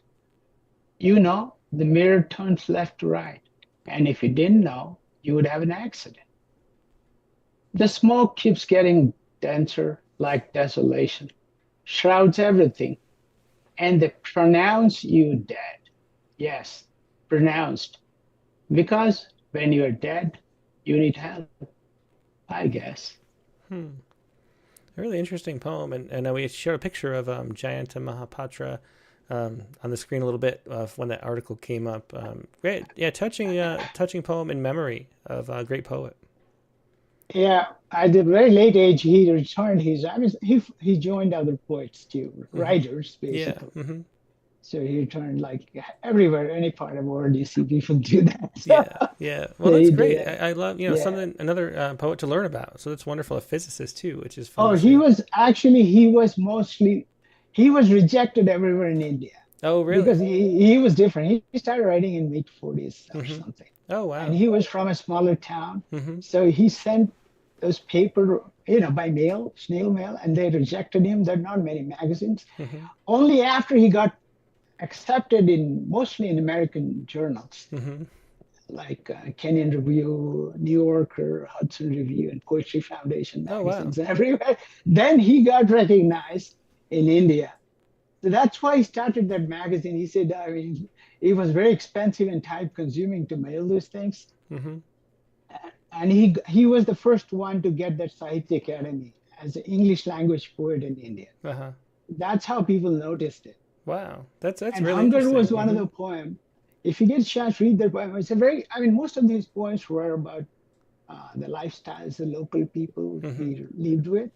And Hunger is a very strong, you can say it's a social-political poem. Yeah. It's one-page poem.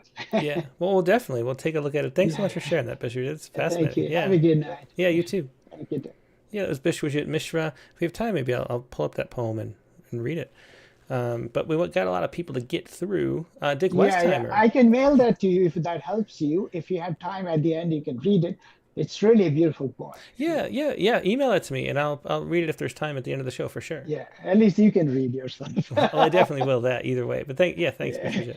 Yeah, no problem. Okay. Thank you. Yeah, thanks. Yeah, so next up is Dick Westheimer. Hey, Tim. Hey, Dick. Yeah, how are you tonight? I am doing well. Another really fine interview. I just was so inspired by that brevity. When I grow up, I want to write like that. Yeah, I've always admired Elizabeth's work. I knew nothing about her, which is always a fun thing. Like these poets sort of sometimes appear, and I just read her poems over and over again. They're always great, and so it's really cool to get a sense of who she is as a person too. Yeah, and I loved Abby's poem. I had a Supermoon, Why Do We Name Things Supermoon poem also I sent to you. So it was nice to see her take on that, which was just lovely. Yeah, definitely, for sure. So what do you want to share tonight, Dick? So I sent you a prompt poem, believe it or not. I was going to read the Supermoon poem after reading Abby's, but I was out on a run today, and you can't help it when the poetry stick hits you. You gotta. Well, that's perfect, and it's nice to see a formal sonnet too. A bit different. You've done that before, but maybe this is a little more than normal. Yeah, well, let's just say that I was not happy that Katie came up with this prompt and that we had the rhythm and beat issue on. Oh, it was too much pressure. So, but I gave it a shot, and I've not sent it through the portal because it needs a lot of work to tighten it up into a real. Well, there's a whole month for that one, like I was saying. So this is going to count as the September submission, and then we'll publish one at the end of at the beginning of October. So this is the window for it. Got a whole 3 weeks or so to work on it. Well, this is fresh. The garlic has not had time to age in the homes. So here we go. So it is called A 419 is More Than Just a Prime. And it's after the reported average atmospheric CO2 concentration today. Or yesterday. They keep them every day from Mauna Kea. Yeah. So here we go. 419 is more than just a prime. If you get a call from a Nigerian prince who promises you millions from his coffers or asks for your firstborn in exchange for two, you know it's a 419 scam you must ignore.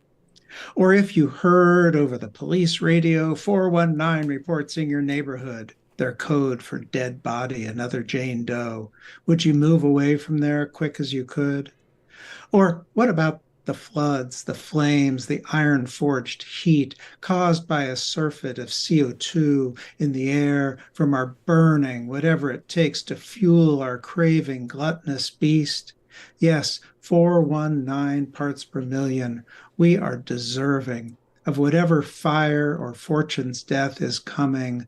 Like 419, we are divisible by ourselves and also by nothing. That's great. So that seems like, talking about with Elizabeth about whether you're writing to a place and finding it or being surprised. It seems like that was like you read the number somewhere and then that was like, I know that it's a prime number. I can get that last line. Is that how, or am I just making that up? But when I looked up the the 419, and then I started saying, I wonder if that's a prime number. Because that's the way my mind thinks is like, I'll be 71 next year. It's a prime number, so much better than 70. And then I saw the 419 scam and the 419, police code report. That's all I need for the poem. Yeah, well, that's perfect. It fits great for the prompt, what we were going for. So thanks for sharing that, Dick. Yeah, thank you, Tim. Yep. Talk to you soon. Yeah, always a pleasure. Yeah, Dick Westheimer with 409 is more than just a prime number. Carla Schwartz is up next. Hi. Hey, Hi. Carla. I made it here tonight. I'm very glad. You did. We're all glad too.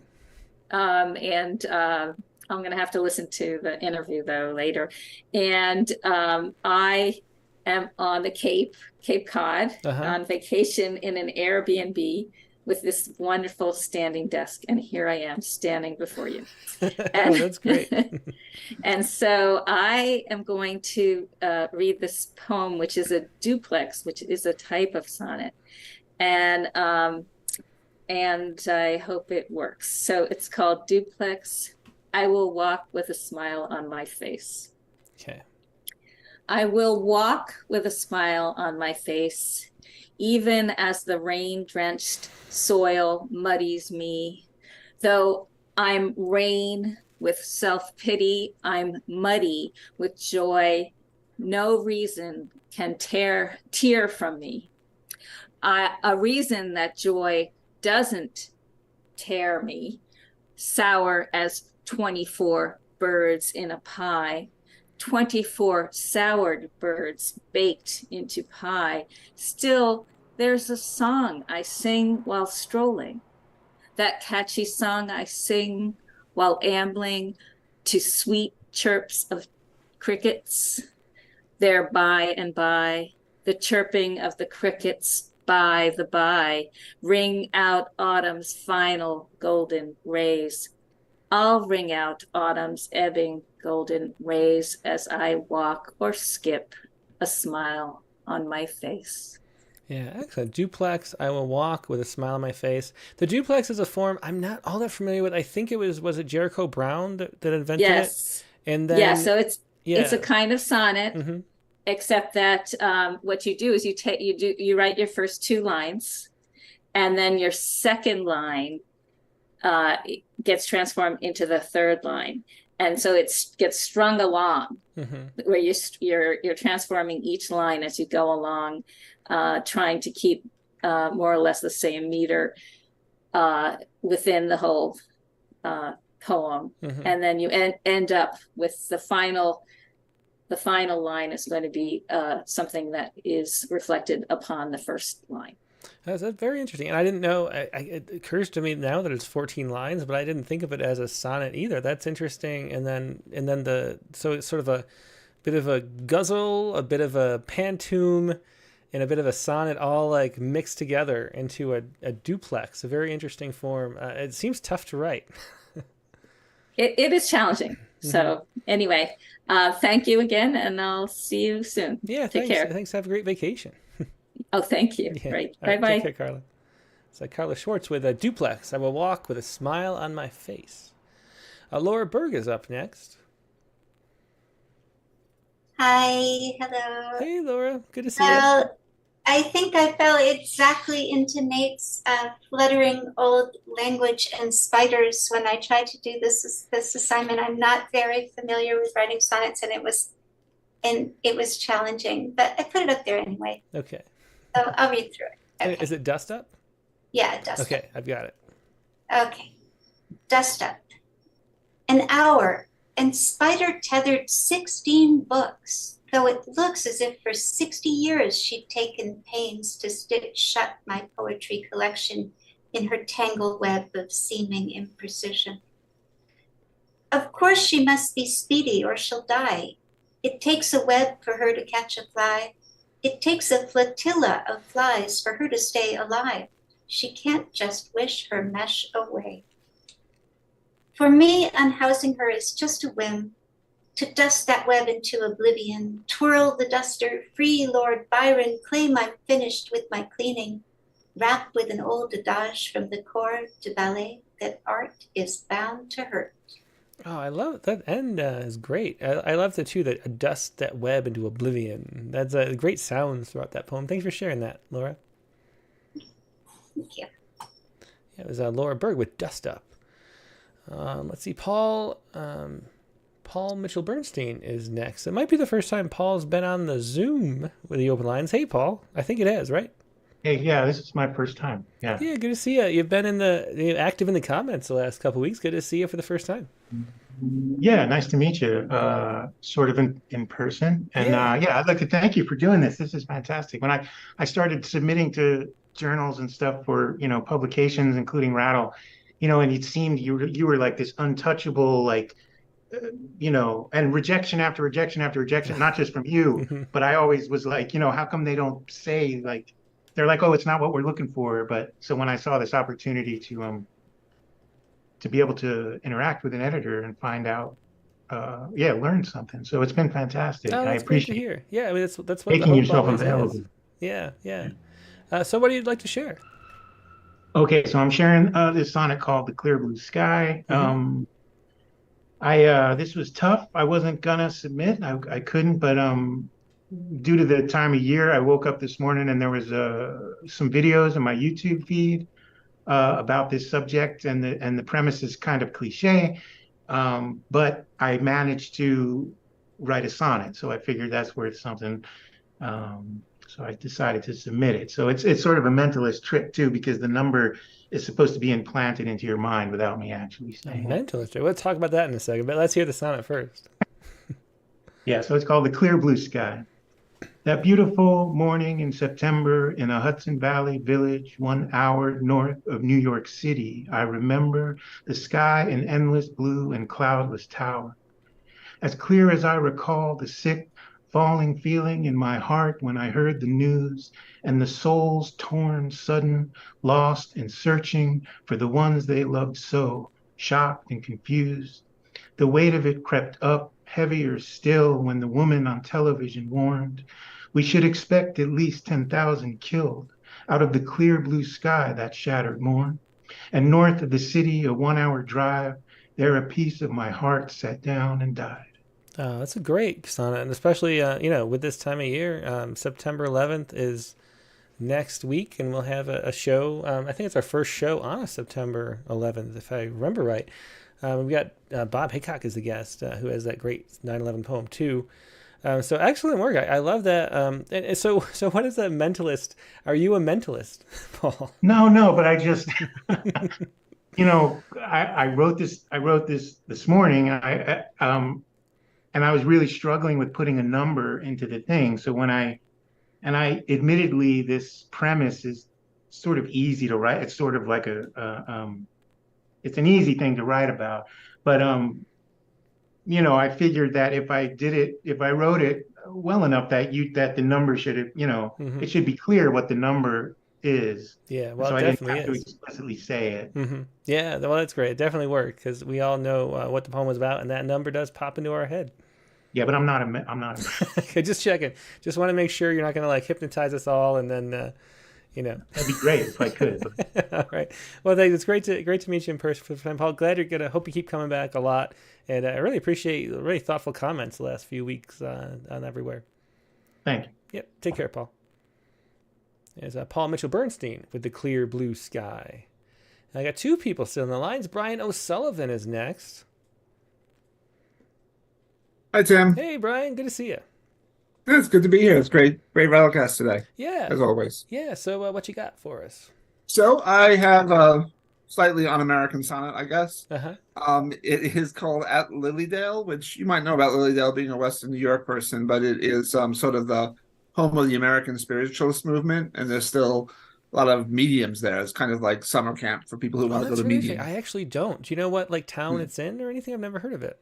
It's near Buffalo, but I wouldn't be able to find it on the map, I don't think. I've been there a couple of years ago. It was an interesting place. It's it's a really strange sort of summer camp for living and people and the dead people they want to contact. It's quite odd. I wonder, I have a friend from high school who became a psychic medium. Oh, really? And I wonder if maybe she went there. That's interesting. Yeah, I wouldn't be surprised. Huh. So at Lilydale. Yeah, okay. And for some reason I did this in tetrameter. It's weird. But anyway, at Lilydale. If she sees the numbers 2 and 4 around my dad, I might have to believe. I joked to our friends about an hour before I saw my medium, Eve, in her parlor all mauve and bone.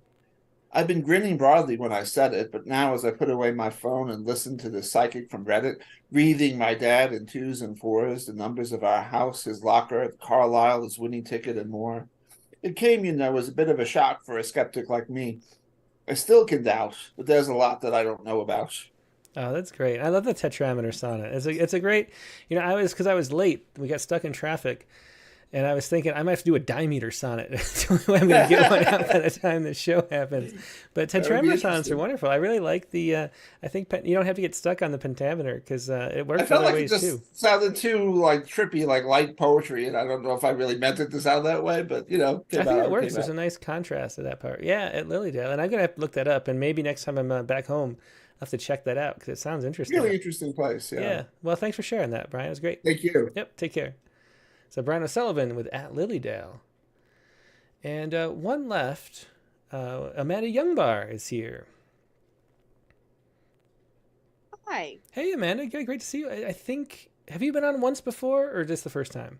This is my first time. Oh, well, I'm so glad you can join us. Sorry to make you wait. Usually if someone's the first time, I try to get them in right away, but I only just saw you there, and I thought maybe you'd been on before because it looked a little familiar in the name, but it's great to see you. It's good to see you too. I enjoyed the show, and I'm going to read my attempt at the prompt poem. Mm-hmm. It's a little rough, but here goes. Well, that's great. These are all hot off the presses, which is part of what makes it so fun to get to see new stuff. So let's hear it. Triskaidekaphilia. Numerologically 4. I love the number 13. The superstitions surround me like blessings that frighten off the faint of heart and the yellow-bellied. Oh, Friday the 13th, day of my birth. Oh, Friday the 13th, anniversary of my mom and pop. Oh, Friday the 13th, how you bring me luck. Mrs. Pamela Voorhees is a horror villainess who Alice Hardy heroine decapitates. Oh, Friday the 13th, oh, lucky day for Alice. Oh, forgotten 13th floor. Oh, tarot card of death, in you I am reborn. I invoke the number 13. Very interesting poem. That's Triskaidekaphilia, which would be, of course, the love of 13, I guess, because I guess triskaidekaphobia is the fear of 13. And that very interesting to have a poem as a spell, too, because we have Annie Finch is the poet in the winter issue that I just interviewed. She is the poetry witch, and she writes, mostly in form and sort of incantation spells as poetry. It's really fascinating talking to her. Cool to hear that poem. And Amanda, where are you calling from? I forgot to ask before you go. Oh, Maryland. Ah, very cool. Well, it's great to see you. I hope you join us again soon. It's really fun to see new faces all the time. Okay. Yep. Thank you. Take care. There's Amanda Youngbar with a Triskaidekaphilia. I said it right that time, at least. Let's see. We are about out of time. And let's read this poem Hunger, which Bishwajit Mishra shared. We do have a little bit of time left. Let's do that.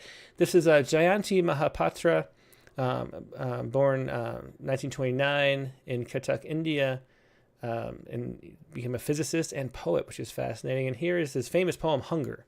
So we'll take a look at this. Here we go. Hunger. So this goes with Bishwajit's poem earlier. Hunger. It was hard to believe that the flesh was heavy on my back. The fisherman said, "Will you have her?" carelessly, trailing his nets and his nerves, as though his words sanctified the purpose with which he faced himself. I saw his white bone thrash his eyes. I followed him across the sprawling sands, my mind thumping in the flesh's sling. Hope lay, perhaps, in burning the house I lived in. Silence gripped my sleeves, his body clawed at the froth, his old nets had only dragged up from the seas. In the flickering dark, his hut opened like a wound. The wind was I, and the days and nights before. Palm fronds scratched my skin. Inside the shack, an oil lamp splayed the hours bunched to those walls. Over and over the sticky soot crossed the space of my mind. I heard him say, "My daughter, she's just turned 15. Feel her. I'll be back soon. Your bus leaves at 9. The sky fell on me in a father's exhausted while. Long and lean, her years were cold as rubber. She opened her wormy legs wide. I felt the hunger there, the other one, the fish slithering, turning inside." A great rhythm, great poem there, Hunger.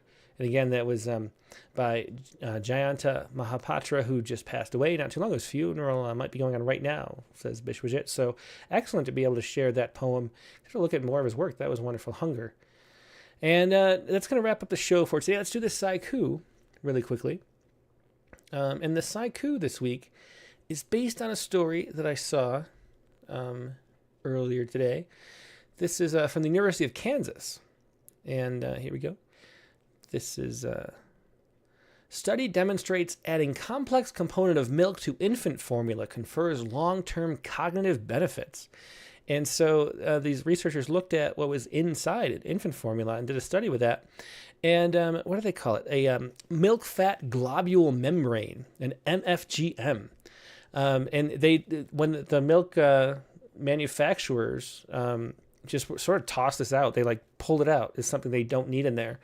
And it turns out if they just left it in, it increases IQ over 12 months of use by 5 points at 5.5 years of age, right there. And so this membrane has all these nutrients that are, I guess, really important that we had no idea were important. That's one of the reasons why breast milk is better. But now knowing this, we can just keep it in the milk and improve the development of milk-fed babies or bottle-fed babies. And that was me. I was raised on formula myself. So anytime I make a mistake or something, I figure I can say, well, I didn't have my milk fat globule membrane in my milk when I was, so I'd be 5 IQ points smarter otherwise. So there's always that. But really a wonderful positive news development. We can make babies healthier by adding this to formula. So that's great. The Sciku that was based on is right here. Careful shaking the baby bottle. Careful shaking the baby bottle. That is your Sciku for this week, and that is the show for this week. Thanks, everybody, for joining us. Next week's prompt in the Rattlecast is going to be this right here, inspired by Elizabeth McMunn-Tetangco's book, Various Lies. Write a one-sentence poem that includes 2 truths and 1 lie, all in one sentence. Write a one-sentence poem that includes 2 truths and 1 lie. So that should be interesting. A really fascinating look at those one-sentence poems that Elizabeth does. Give you a chance to try out that minimalism, but also have something to go with 2 truths and 1 lie. So looking forward to seeing what you come up with that. And next week's guest in the Rattlecast is going to be a great one. I already mentioned this earlier, but next week's guest, Bob Hickok. He's got a new book, Water Look Away, which has this sort of narrative angle that's really fascinating. He's also, like I said, has that great September 11th poem, so I thought it'd be a great time to have him back. He was the guest way back on Rattle, like 15 maybe, or some number back there. It was before I had multiple cameras. So he was, I could see him, we could all see him, but he was talking into a blank space because my one camera was taken up by the feed, and I couldn't get it out to on the, we were using Skype at the time. And so Bob had to sort of talk into empty space, and this is the first time he's going to be on the show while he can actually see me as we have a discussion. I'm really looking forward to it. He's always been one of my favorite poets, and this new book is wonderful, Water Look Away by Bob Hickok. He's going to be the guest, Rattlecast number 210, Monday, September 11th, that special day, but the regular time, 8 p.m. Eastern, 5 p.m. Pacific. Hope to see you then. Hope to see your one-sentence poems. We'll see you for the critique of the week. We'll see you for Katie and I's show on Twitter if you want to join us there too. We're talking about the prompt poems. So a lot of stuff going on as always. Hope you have a great week. I'll talk to you later. Good night.